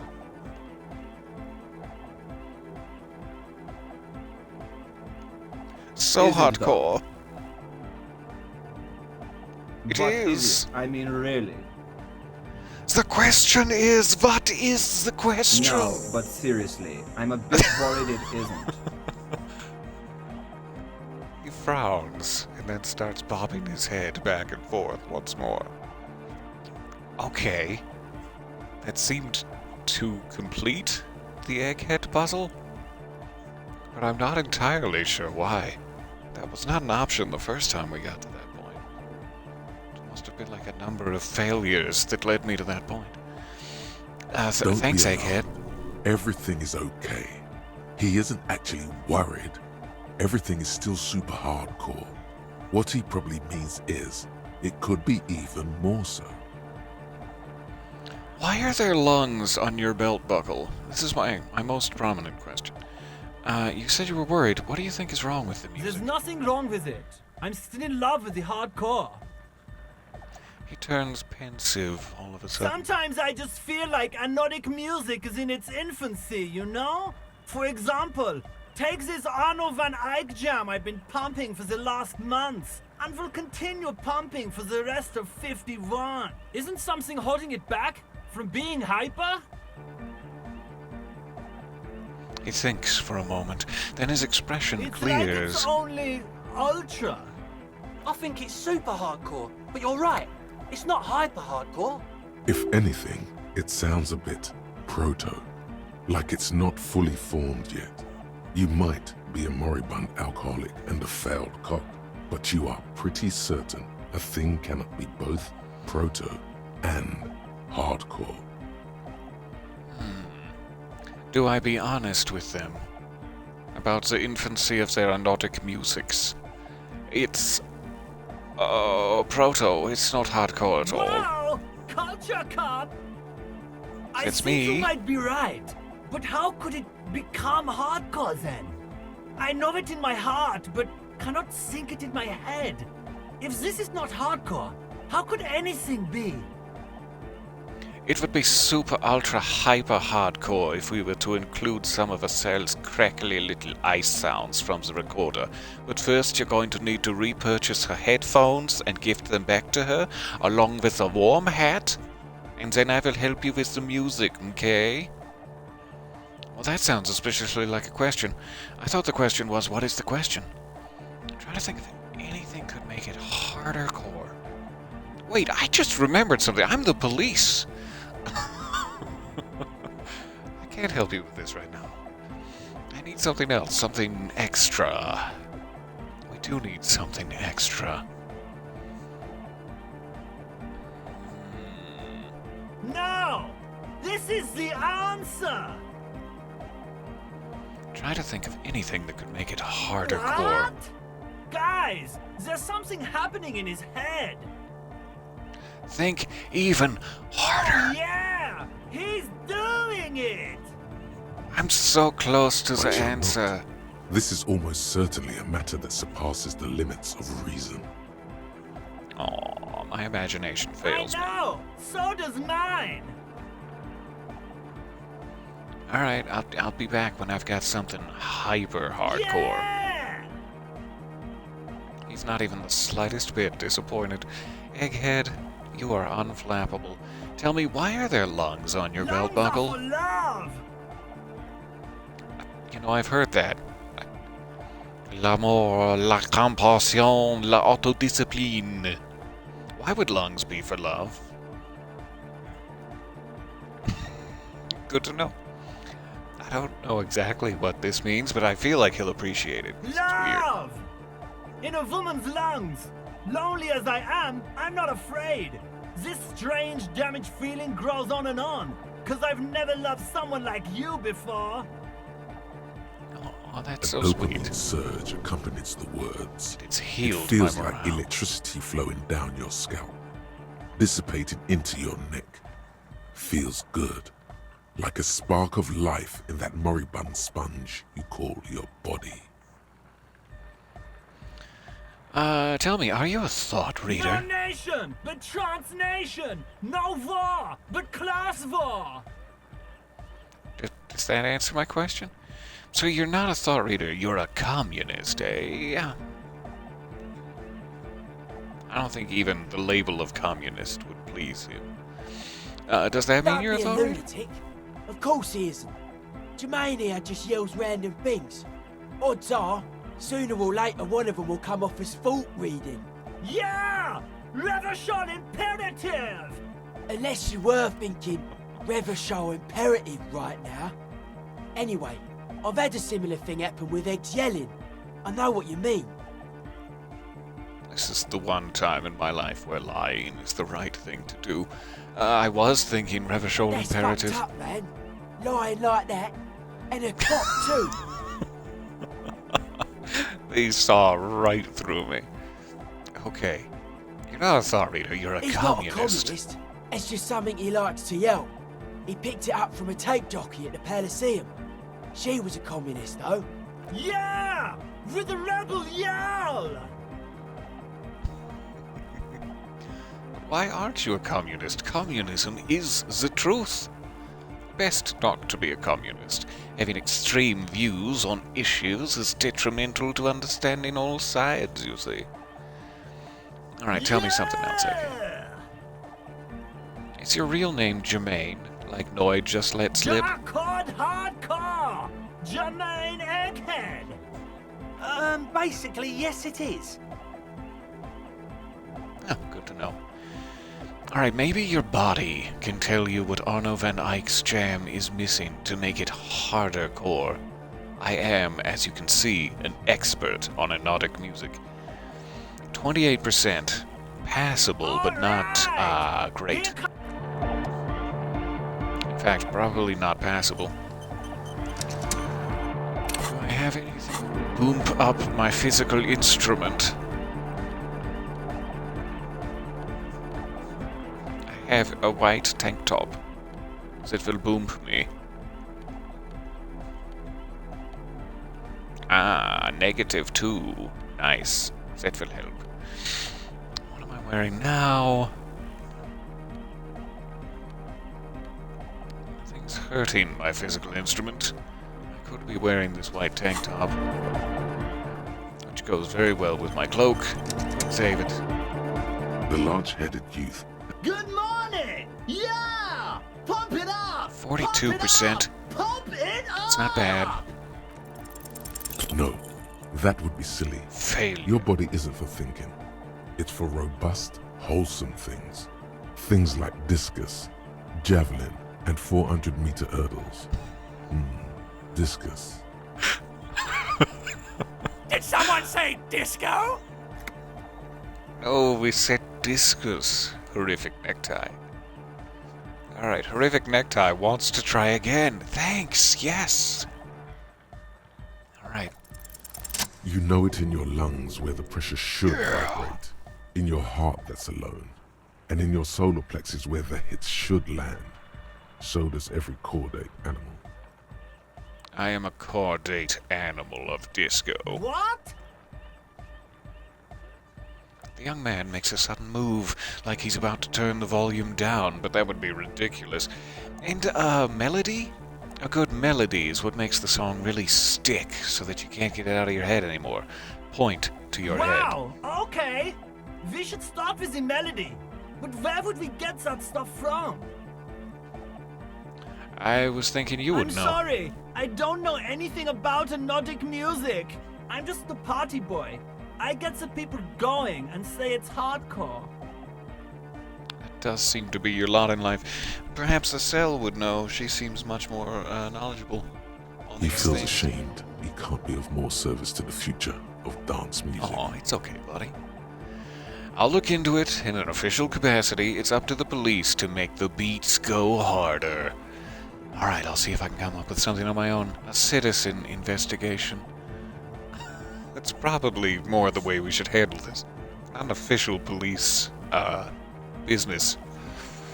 Take the young man task. falls silent with appreciation. He even tries to contain his smile, as if it could hinder your investigation.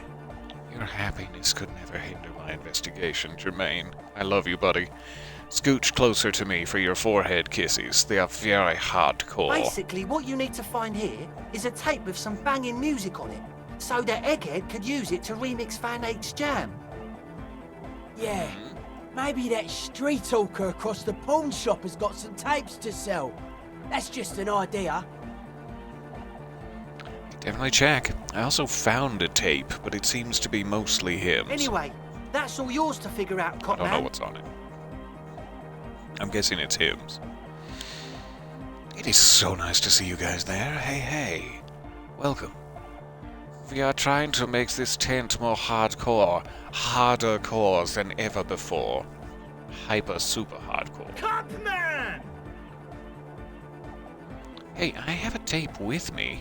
Maybe you can use it to improve Van Eyck's jam? We have no idea what's on it, but yeah, we can try. Can you guys listen to it at least? The large-headed. Good morning! Yeah! Tape! Yeah! Spins the tape until the space escape! Yeah! Why does that make perfect sense to me? Alright, what about this one? Give him the smallest church in Saint-Saëns, which is probably sort of an emotional ballad and not very hardcore, but let's try. Righteous! He takes the tape and attaches it to the empty reel slot. Hand over ear, he listens and then shakes his No! head. No, can't do! This is gonna make people sad! This isn't sadcore! It is indeed an emotional ballad. I would love to hear it if you don't mind me using your... Never mind. Yeah! Alright, we need to find more tapes. Speak with Estelle. Kim, you missed a hell of a party in there. I know you're above this whole juvenile delinquency thing, but wow.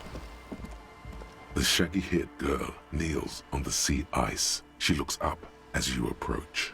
So you talked to my associates, right? Are you going to help us? With the church, Yes, I mean. I will help you. Great. Let us know if there's any progress, will ya? We've been waiting for weeks here. Tape recorder lies on the ice like a discarded toy. I want to steal her tape recorder, but maybe I need it to find the correct hardcore beats to solve that particular problem. We'll see. I need to know more about one of your associates, My Egghead. associates? I haven't got much to say about them.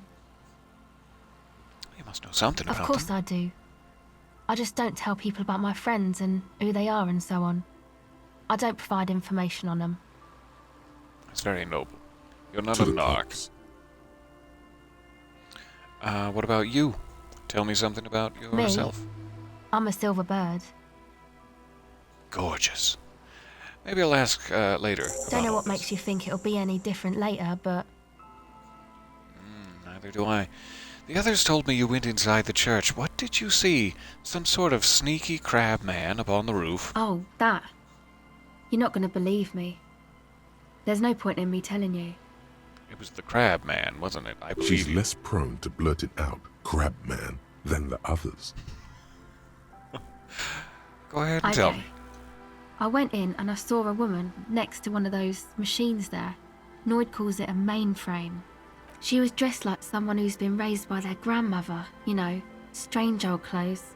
Had this absent expression, didn't say anything, just stood still. And then, you know, right behind her, a man crawled down the wall, upside down like a crab, down the church wall. I think the woman didn't even know he was there. He was completely silent. It makes it so much worse somehow that he was completely He silent. stopped right before he got to the floor, then just hung there like that, looking at me. Right at me. I fucking turned around and walked out. End of story.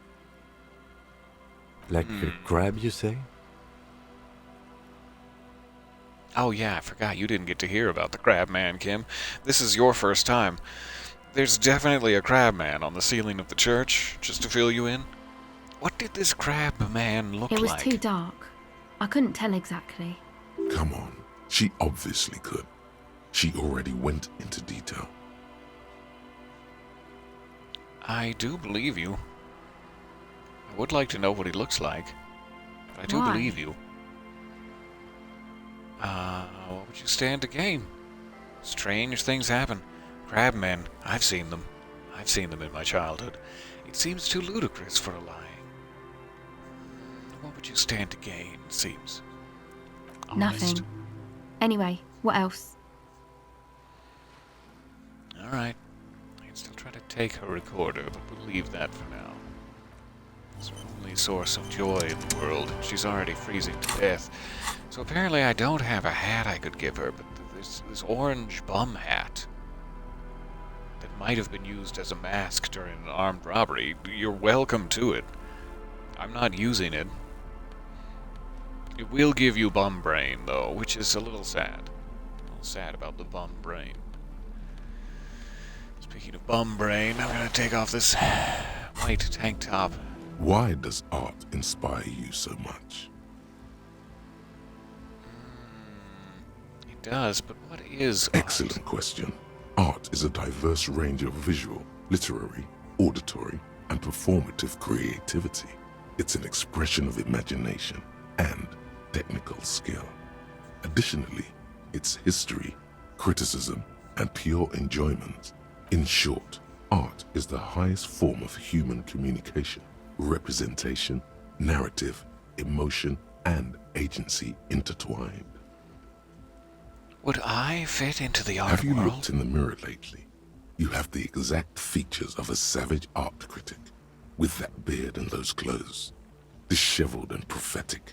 Perhaps you should try to critique architecture too. I'm flattered. I guess I have been feeling critical lately. That's stupid. Architecture is stupid. I'm starting my critic's career already. Hold on. Is architecture also art? Well, yeah. Gargoyles and such? Gorgeous. Of course not. It's autism, box drawing, masturbation with a ruler and a sextant or whatever they use. You should demean and Whatever they criticize the use. genteel institution of architecture while extolling the virtues of the pure arts. Why does my sense of conceptualization hate architecture so much? What about music? is it Only art? the most experimental kind. I guess I have been feeling critical lately. Yes, you seek substance. No vapid representations and reproductions of social mores as made manifest in stuffy biennials. We're talking real, living art here. Become the art cop. Half art critic, half cop. Do I still get to be 100% sorry cop while also being half of those things? Okay, if I get 50% art critic, if 50% art critic is what's needed to free me from rote repetition, so be it. No, I cannot risk another copo diversion at this point. Get away. Copo diversion. Wait, but I don't have to be 100% cop to get the case?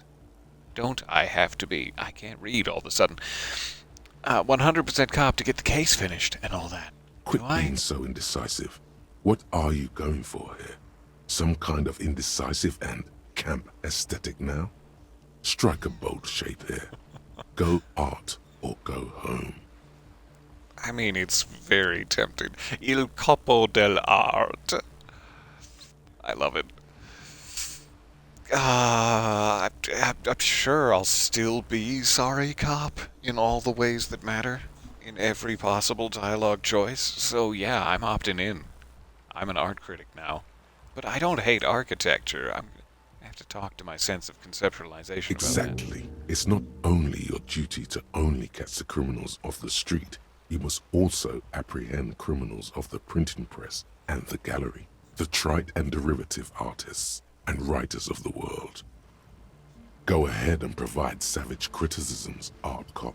The world is yours to rip to pieces and reassemble.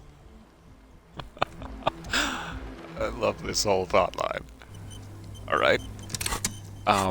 Guessing that's in my thought cabinet now. Actual art degree.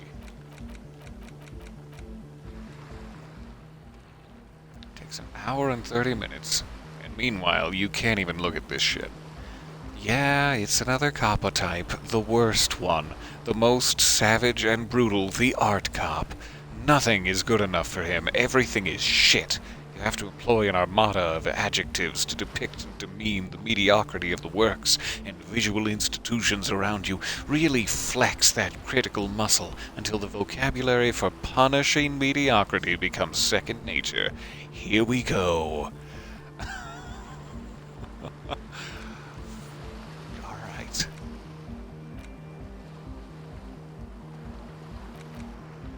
I have, what, four remaining slots to hold thoughts, and so many thoughts yet to come.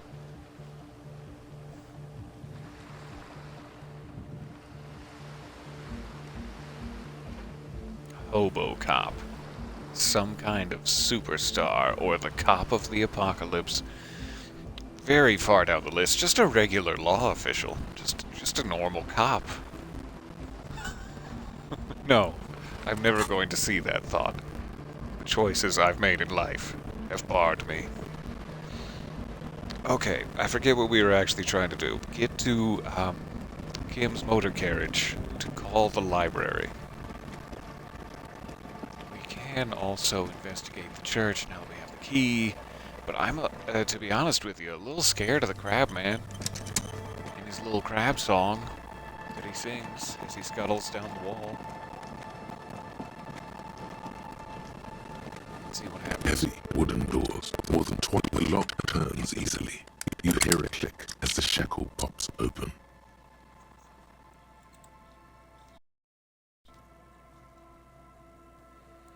Got a little jittery there. My Let's apologies. go. The lieutenant nods at you. Pull on the As you do, doors. you hear the echo of the doomed commercial area. Its black holes and dusty machines. Then the feeling passes. Why does this remind me of the doomed A commercial great area? whoosh of air rushes into the dark innards of the church, as though rushing to fill a great vacuum. In the heart of the city, Whoa! Look at those lungs. Gorgeous.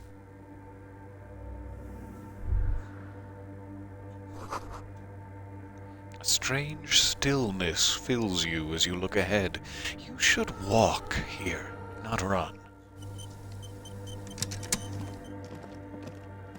Try to be as respectful as possible, while also stealing all of the real. This grotesque wooden figure looks half-finished. Feels like it's trying to become one with the church.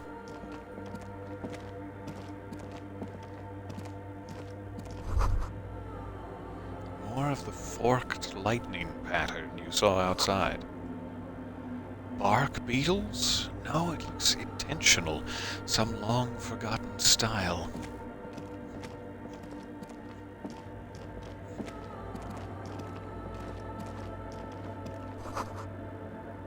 The blackboard is filled with complex equations. They look recent.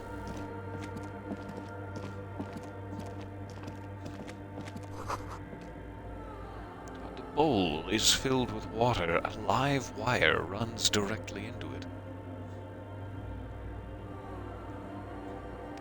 There's that real and some shoes. I've gotta get these. It's not very respectful of me.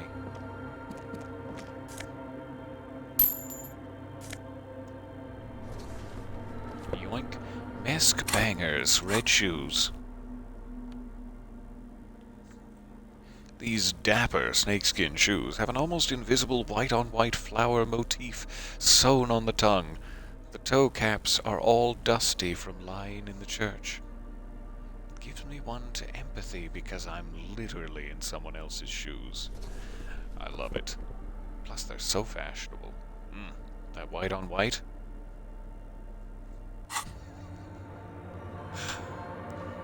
What's this?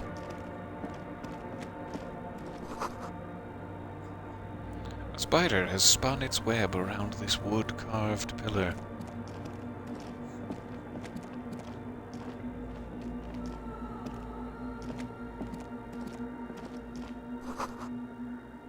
A cracked pane of glass, colorful.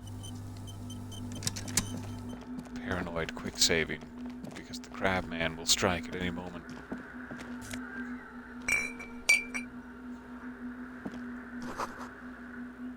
Frost has drawn flowers on the glass, obscuring the view.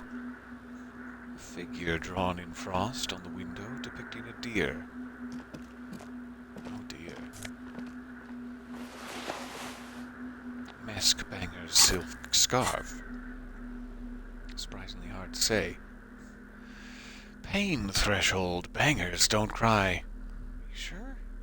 This huge red scarf is still dusty from lying in the church. A subtle red-on-red embroidery embellishes it with cocky roosters and mesk floral motifs. I have an interactable item? I don't know why it was highlighted. I don't seem to have an interactable item. Alright, walk, don't run. Don't run or the crab man will get you. The silence in this part of the church, it's almost palpable. All the shifting matter and shuffling of living things is gone. Nothing seems to exist beyond the church anymore. Maybe if you were to stand in just the right spot, even your footsteps would be completely silent. Wait, I think I still And hear then something. it's gone. Almost all of it. But for the faintest of hums, you can hardly hear your own breathing. It seems disrespectful, but yes, stop You your feet. produce a few muffled thumps, after which the silence feels even more total, somehow. Yell as loud as you Your can. voice is barely audible. Not a howl, but the softest of whimpers. Turn to Kim and say... Because it's dead silent. That's The the joke. lieutenant points to his ears and shakes his head. Then he leans closer. Can you hear anything? I can hear you, it seems.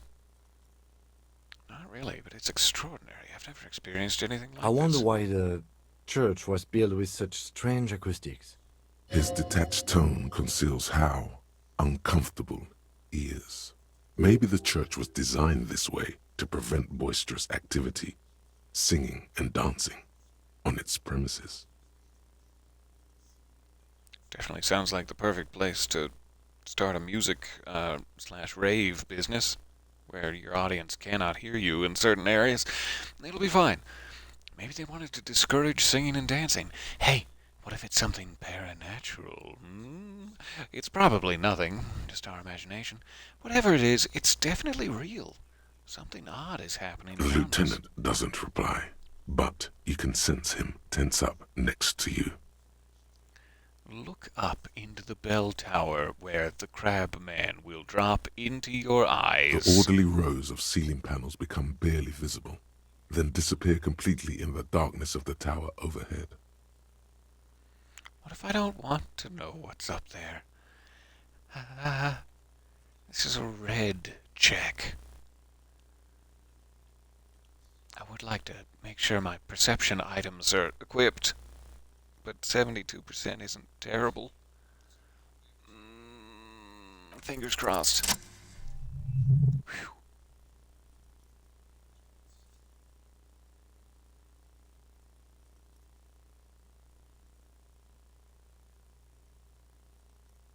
It's like there's something moving up there. A shadow has emerged from the tower and it's making its way toward you through all the other shadows. Oh, shit. Follow the shadow's movements, and don't blink, or blink. And have the crab man appear before me? No. No blinking. Follow the shadow's It's movements. not a shadow anymore, becoming more substantial as it gets closer. The shape of an animal descends. Officer, is there something up there? Lieutenant follows your gaze, attempting to see whatever it is you Oh, are no. seeing. You've lost sight of it. Where did it go? Kim, why did you distract me? Blink? You see something There he hanging from is. the rafters, looking straight at you with dark eyes. Maybe it's possible to talk to it. It looks nice. Looks nude, but nice.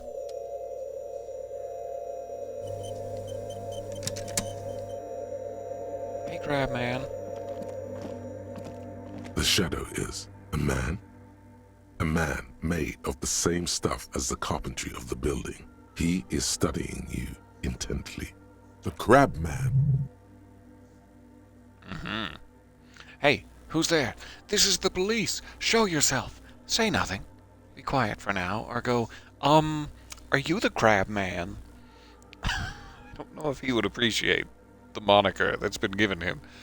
Say nothing and be quiet The for man now. leaned forward a little, fixing you with a steady, unreadable gaze, then speaks.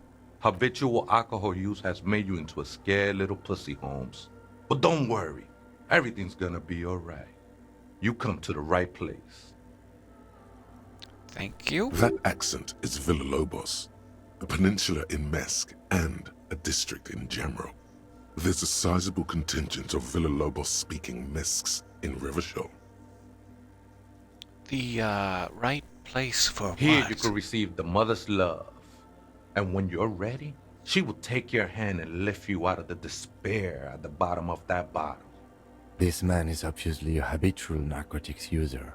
Do we really need to question him? I'm put off by this religious stuff, he thinks. And maybe the ceiling climbing, too. It's all very hard to square with the lieutenant's own view of reality. Hey, and what was that about the bottle again? You haven't even drank that much lately. Lay off it already. Shish. Yeah, I guess I have a bit of a problem, and it's been getting out of hand lately, and I've been crashing my vehicle and wounding people emotionally. But, I'm a policeman. I need to talk to you about police things. I don't know anything about this alcohol use. Oh, hell no. Run away. Run out of the church. Yeah, I guess I have a bit of a problem. I'll play along. for Está now. crudo, way. I see deep inside you. Your body and your spirit are suffering greatly from overindulgence. And you don't even know it. Oh, I'm very in touch with my suffering, I assure you. How do you know what I'm feeling? I'm I'm actually here on behalf of some young people looking to establish a nightclub. I'm very in touch with Not myself. all of it. I was like you once. You don't know all the havoc El Vino is wrecking on your mind and your spirit. Necesita parar, homie. You know, actually, since we're here, you may want to pay attention to what the ceiling climber is saying. He's trying to steer me towards the straight and narrow. Lieutenant Kim is all in. Adjust your tie. Who do you think you are? Some crazy guy under the roof? What is this? You know, alcohol is central to my identity. If I wouldn't drink, I just wouldn't be me. This is stupid. I don't even know what this is. It's all well and good, but we need to talk about the unlicensed occupation of ecclesiastic property. For some reason, I feel like you have a point there. Don't trust me. Trust the mother. I'm only the messenger, Holmes. His voice echoes in the cold air of the This church. is the church of the Mother of Silence. You are welcome here. He sways gently on the beams, waiting for you to take it all in. And by take it all in, I assume he means his man spreading a very visible package. You have no idea what the fuck he's talking about. Is he just trying to throw you off your game? 'Tis not an act, my liege. Saving perchance he hath deceived his very self. This man is a zealot. Do you know where the other spooker is? Point at the strange machines around you. Other spooker? Oh, esa viejita es muy estudiosa. Don't know, Holmes. Viaita is Grandma? So there is another person living in the church, and it's a viejita. No. I just call her viejita because of her clothes. She's actually quite young. Or maybe not that young. Age is just one of the many masks we wear. You don't know where she is? That's what I said, Holmes. How can you not know that when you both Don't really live follow here? her comings and goings. Just see her typing on her computer now and then. We got different interests. So you've got nothing else to tell me? How she looks, what she does, who is I'm she? afraid not, Essay. You just have to wait until she comes back, or search through her radio computer. Tippity clacks. Can't wait. Some ravers want to turn this place into a nightclub. You cool with that? Or you must be the crab man. Again, I'm not sure if he'll appreciate being called the crab man, but maybe he will. Maybe he'll think it's charming. I do. You must be Never the crab known man. myself to be a crab. But if that's the name you got for me, I won't stop you from using it. To be fair, it's really more like a spider. If you're not a crab, then what are you? Sorry, you just weren't moving like a, human? Hey, it's your neighbors who came up with the name, not me. Sorry, you just weren't moving like a human. I always thought of myself more like a flame, flickering along the rafters and beams. It may be that I gotta work on my technique. What were you before you became a crab I was in man? a gangway, but my memories of that time are fading. Most of them are already gone. I lost my memory too. And it haunts me, or I lost my memory too, but I like it. It's like I get to create a whole new me, start again from scratch, birthed from the womb of Lieutenant Kim Kitsuragi, if you will. So you used to be in a gang, but you don't really remember it. That sounds convenient. I lost my memory, but I That's like not it. really the point, I say. You gotta give yourself over to service. Service of the mother, that is. Do you remember your name, sir? The lieutenant is not particularly interested in this information. He's just trying to assert some control over the conversation. Tiago's Kim. my name. But those syllables don't mean much to me these days. A name isn't just your identity, but also, so to speak, your place amongst your fellows. Your place in the world. I ain't got no use for such a place anymore. My name's Harry. My name's Harrier Dubois, and my place in the world is Lieutenant W. Frater. I don't do names either. Names are out. I've decided it as a critic. I don't care what mine is. My name's That's Harry. just the thing, Holmes. None of that matters. He ignores your hand, his limbs a mere shadow below the ceiling. What are you doing This here? is a special place. There's a perforation in the world up there. A way out into nothingness. This church was built around it for purposes of veneration. Really? Can you show me this perforation in the world? I would very much like to go beyond. I circled it, nurtured by the silence bestowed by the mother. One of these days, I'll be pure enough to go drink from it directly. What will happen once you I do? will be incinerated, but not destroyed. Finally, I won with the state of the world before reality began. That sounds a bit like substitution behavior, no? You know a thing or two about that.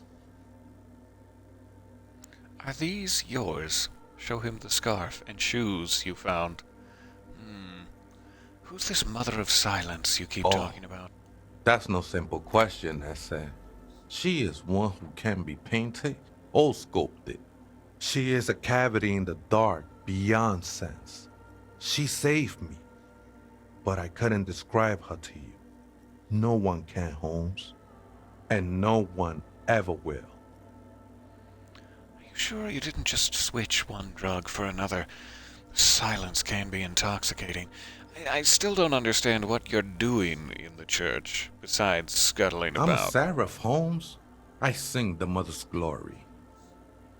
Can you sing for me, Daddy? It doesn't really make sense for you to sing if she's the mother of silence. Singing is good. We should all sing a bit more. This one's fascinating to me. Why sing to the mother of silence? I don't mean literal singing, Holmes. This is the mother of silence we're talking about. It's the singing of a burning heart. You mean singeing, You I may be guess? thinking, but fire crackles. No, Holmes. That's the material that's burning. The flames themselves are without sound. Interesting point. How did you even find Hard this to place? say. I think I did some construction work here, back when I still had material worries. Up there, I realized what the true purpose of the church was. Been spending a lot of time here ever since.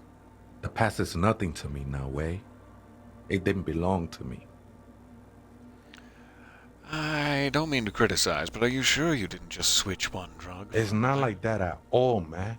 It's just faith and joyful service. Too gleeful, those words. He is lying. Not to you, to his very own self. Faith is a kind of I drug. heard that before, Way. And I know I can't convince you on the spot.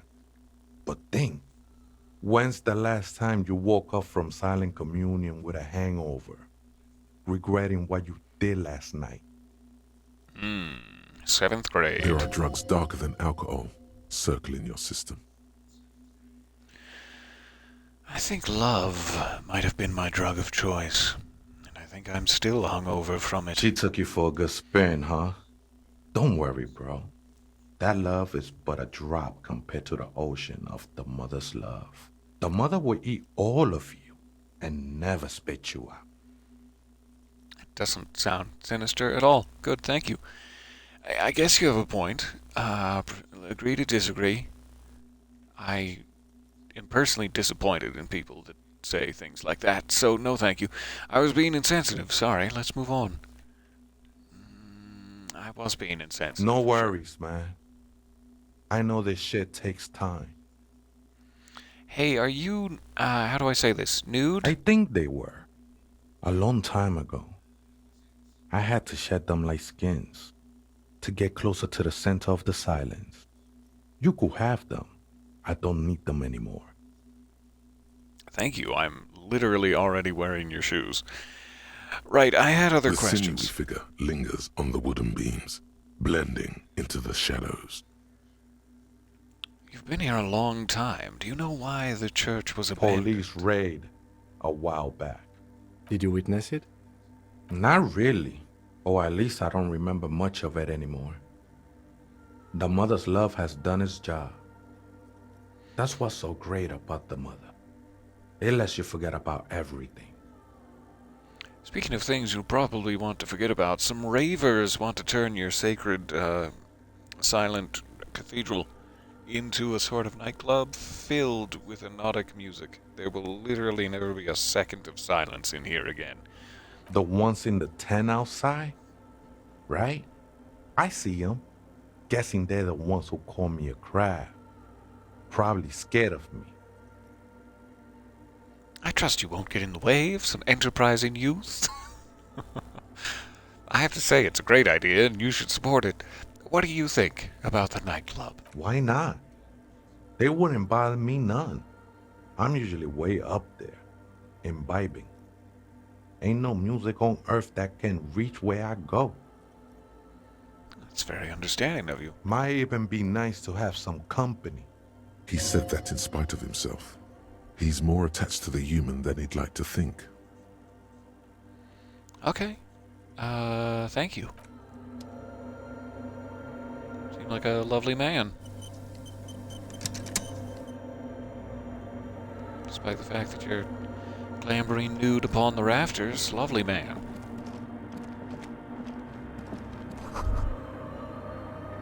Portable Harman wow sheet tape recorder. Is it possible it's recording something? Kim, don't tell any of my secrets. 2 decks of reel-to-reel tapes spinning on empty. What a new skill point, it seems.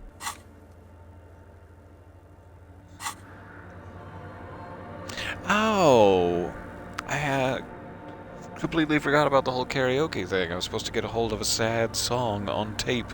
Perhaps that Sans Seine tape is what I should sing for karaoke night. I have to head back there once it gets late enough in the day for the disco ball to be active. Baby. Someone's siphoning electrical current from outside into this antenna. That sounds dangerous. A machine stands in the corner, watched over by the figures on the stained glass window. It's turned on and quivering with soft electricity. It's also whooping at Another me. radio computer. And this time it's already turned on. He seems cautious around the These machine. machines sometimes harbor traps, he thinks. Alarm systems and the like. Let's be careful. We should leave. I doubt this place bears any connection to the case. Yes, but this machine looks just like the one in the doomed commercial area. Wait, let me just investigate it. Step behind the computer. It does look like the one in the doomed commercial It's also area. quite similar to the one we have down at the station. Must be the same model. He inspects the machine's framework, careful not to A touch quaint anything. little box of radio waves. Let me just You see investigate. fluorescent play and print buttons on the keyboard. A hatch connected to the central compartment is wide open. The lieutenant says nothing. You see the machine's glowing frame reflected back from his diamond-shaped glasses. You're free to proceed. You're scaring him. You're scaring Kim Kitsuragi. Look inside Behind the hatch sits a cube-like crisscross of filaments, smoldering in the dark like fireflies. Silver tape on the side says, in black marker, log, February to March. Press Nothing print. happens. All right, press The play. speaker comes to life. Static seeps through the machine's planar magnetic driver. An old lady greets you. Her voice sounds 100 years old. Good afternoon. Fortress accident on Saint-Brune. This is the East Insulindian Repeater Station 1. Please repeat. Is this the personal log? It's the same old woman you spoke with through the radio computer in the doomed commercial area. Yvonne, it's me again. How are you? My love, my own, my sweet treat. Good, thank you. Please repeat. Is this the personal log? It's not clear whether she recognizes your voice. I looked inside the core, but the tape on the filament just said log February through March. Fortress accident, like the one in the doomed commercial area? I have 2 machines registered to this company name in Martinez. One on Saint-Brun, the other on Rue de Saint-Ghislaine. Oh, hello. Nice to see you there.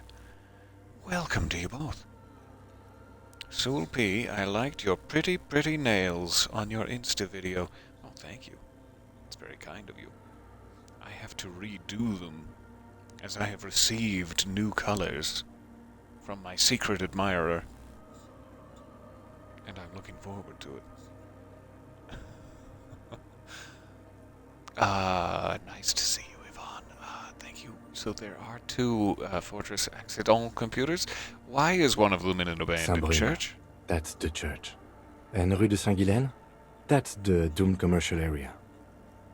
Anything else I can help you with? I looked inside the core. Good. Please repeat the password. I still don't know what the password is. I've been looking and looking. Fruitcakes. Plural. Let's look around. There's no use trying to guess the answer. Maybe he Okay. knows something. Can you give me a hint? Is it my birthday? Nope. Probably not. I don't know the password. Received. I will write Fortress accident. Is there anything else Goodbye. The machine's keyboard is still... Alright, so talk to Tiago about it. There's also some sort of pit into the underdress of the Mother Superior. Looking forward to exploring that. Oh, hey, wait. There's coffee in the back. Oh, wait. I meant the mother's love.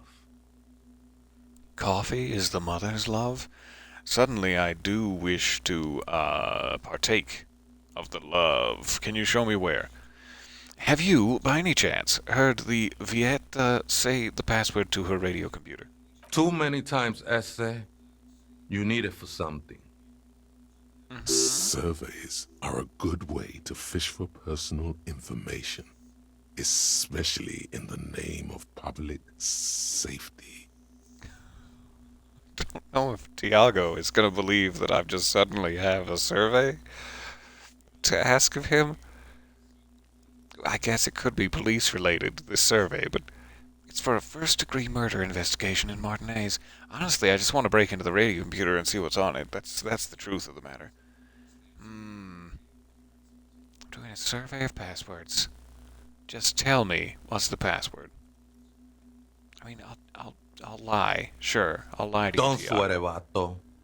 The password is afterlife death. That is true. But what comes after death? What you think of that? Makes me almost pity la niñita pequeña when I hear it. Thank you. You've been I think incredibly helpful. Here, Esse. The figure crawls off into the darkness above, no doubt That to was sup an from Mother's interesting love. conversation.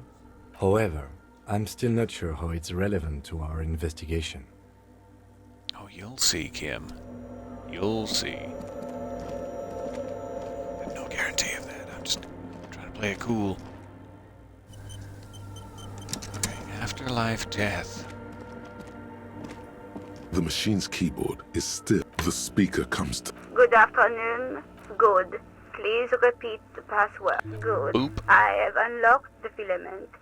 After ending the call, please press print to access the filament. As you Fortress wish. accident. Is there anything else I can do for you today? Thank you for your time, Yvonne. Goodbye, Fortress accident. the machine's keyboard is still. The printer prints out a long text document with dated paragraphs. It looks a bit like someone's journal. Read the first printout. entry, made on the 4th of February, 51, by an unknown author, is short and concise. Arrived at the church. The door was boarded up, so I used the crowbar to get inside. Looks like the place has been deserted. Nothing out of the ordinary, but I'll ask around. Need to figure out how to get the electricity in. What are they after? What is this plan of The theirs? lieutenant leans closer, scouring the printout over your shoulder. Just as you finish reading, he looks up, muttering under his breath. 4th of February. That's over a month ago. Whoever set up those machines has been here for quite a while. Read the second entry. 6th of February, 51. Had a little chat with the local fishermen. Said I shouldn't go near that place, that the church was spooky and ridden with narcotics. It's a little spooky, all right. Still haven't figured out the electricity. And the 7th third. of February, 51. Finally got the electricity in. Next on the agenda, a new antenna. I'm thinking Esca series, something advanced. Why would she need an Why antenna? would anyone need any of this equipment here? He steps on a wire running on the ground, inspecting it with his boot. 4th 8th entry. of February, 51. Bought the antenna. Had some problems setting it up. Called Simor for help. Heard the others are back to making art. Drinking somewhere out of town. Sulislav started a rock band again. Lexi has been seen asking money from strangers. But at least the artists have their act together. They're qualified labor. They can get work anywhere. Graphic design, ads. The programmers are doing fine too. I mean, they're programmers. The writers, though, they're fucked.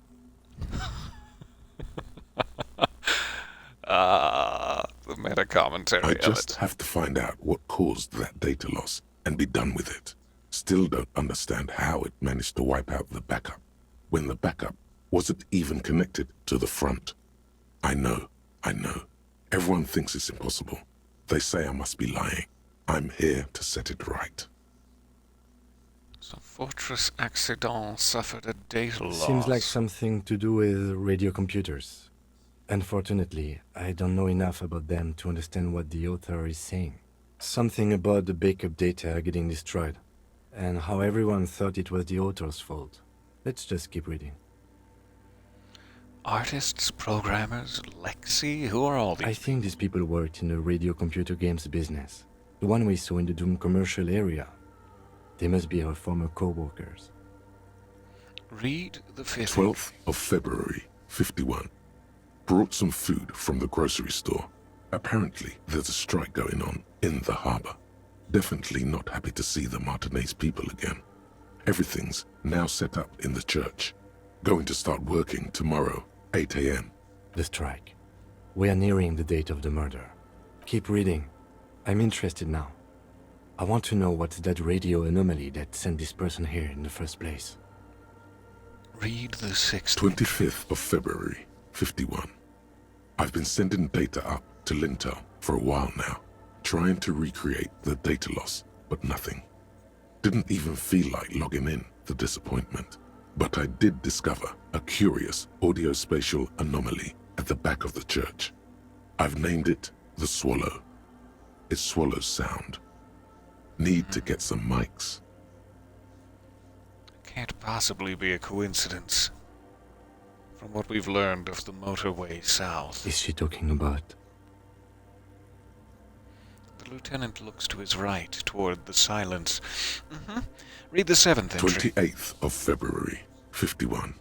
Yes, the first recordings confirm that the Swallow is real, and I'm not just losing my mind.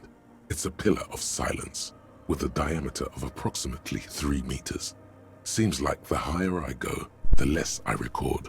This might be a coincidence, or it could be connected to the data loss that led me here. Is there like an actual piece of the pail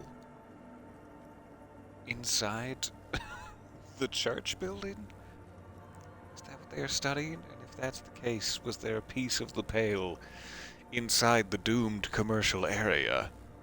And it is, in fact, genuinely cursed, like wiping data, wiping people's memories. It would be very hard to run a commercial area under that kind of pressure. I may have dismissed the curse too easily. The pillar of silence. She is talking about the silence. Is she suggesting it's more than just an architectural quirk? But what could it be? Look at the water basins The behind you. lieutenant doesn't answer. He follows your gaze, studying the basins. The water shines in them. No ripples. Read the 8th March entry. 51. Some kind of young disco men have appeared next to the church. I've been trying to record the silence to find the epicenter, but now it turns out I've also been capturing the future of dance music, one neo-disco song over and over again.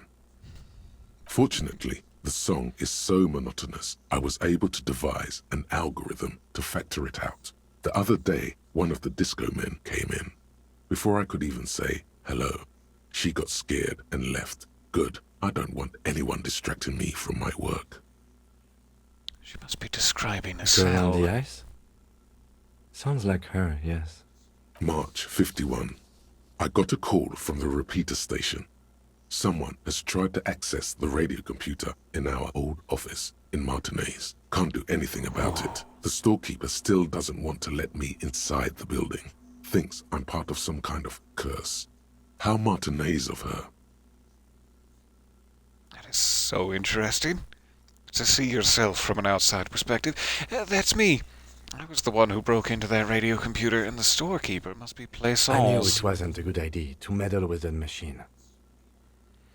Yeah, you're always right, Kim. Let's go back and meddle with it after this, now that we know the password. Maybe it's not the same password for every machine, but we can try. And we'll read all the printouts. Read the 10th March entry. 51. A new 2-meter aux cable. Noodles. Crackers. Ping energy drinks. Water. Toothpaste. Gum. Also some canned air. Your reading is interrupted by the sound of the church door opening. Scatter! Hide me, protect me with your body, A Kim. strange woman makes straight for the radio computer. Hi. We're just fiddling your printouts.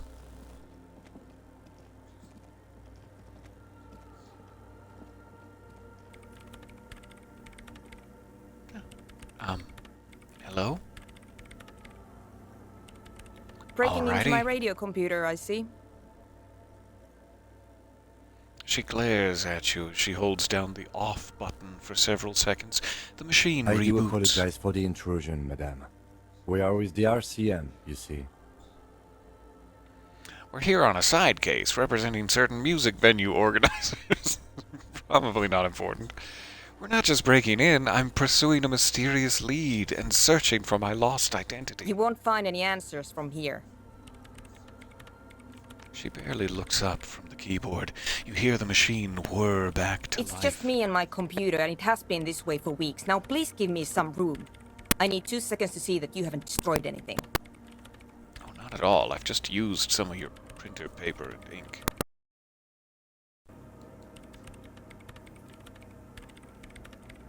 It was getting crunchy. We should continue, talk to please. her after she has rebooted the machine. All right. Save. I suppose I should try to head off and find something for lunch, but goodness, this is getting interesting. I need an opportune time to head off for lunch. But while the excitement lingers in the air, delicious and palpable, I will save it here, and we will return to our deepest mysteries, finally being revealed by the programmer. I hope. At least she can tell us what she thinks she's studying inside the church, and if it aligns with my hopeful expectations. I really want to know more about the Pale. I desperately do. I'm going to give it a full new manual save here. Such is the importance of Suna the programmer in my mind. Such a pleasure to hang out with you guys, and wonderful to see you all there. I hope that you are all getting something delicious as well, and I will see you soonish. I can't quite recall, tomorrow being New Year's Day, if I am off work for it as well. I think I might be. So we may have another opportunity to stream tomorrow, but I will double check my calendar to make sure. Thank you for hanging out with me. I will see you back here in the Church of the Mother of Silence as soon as possible. Bye for a bit.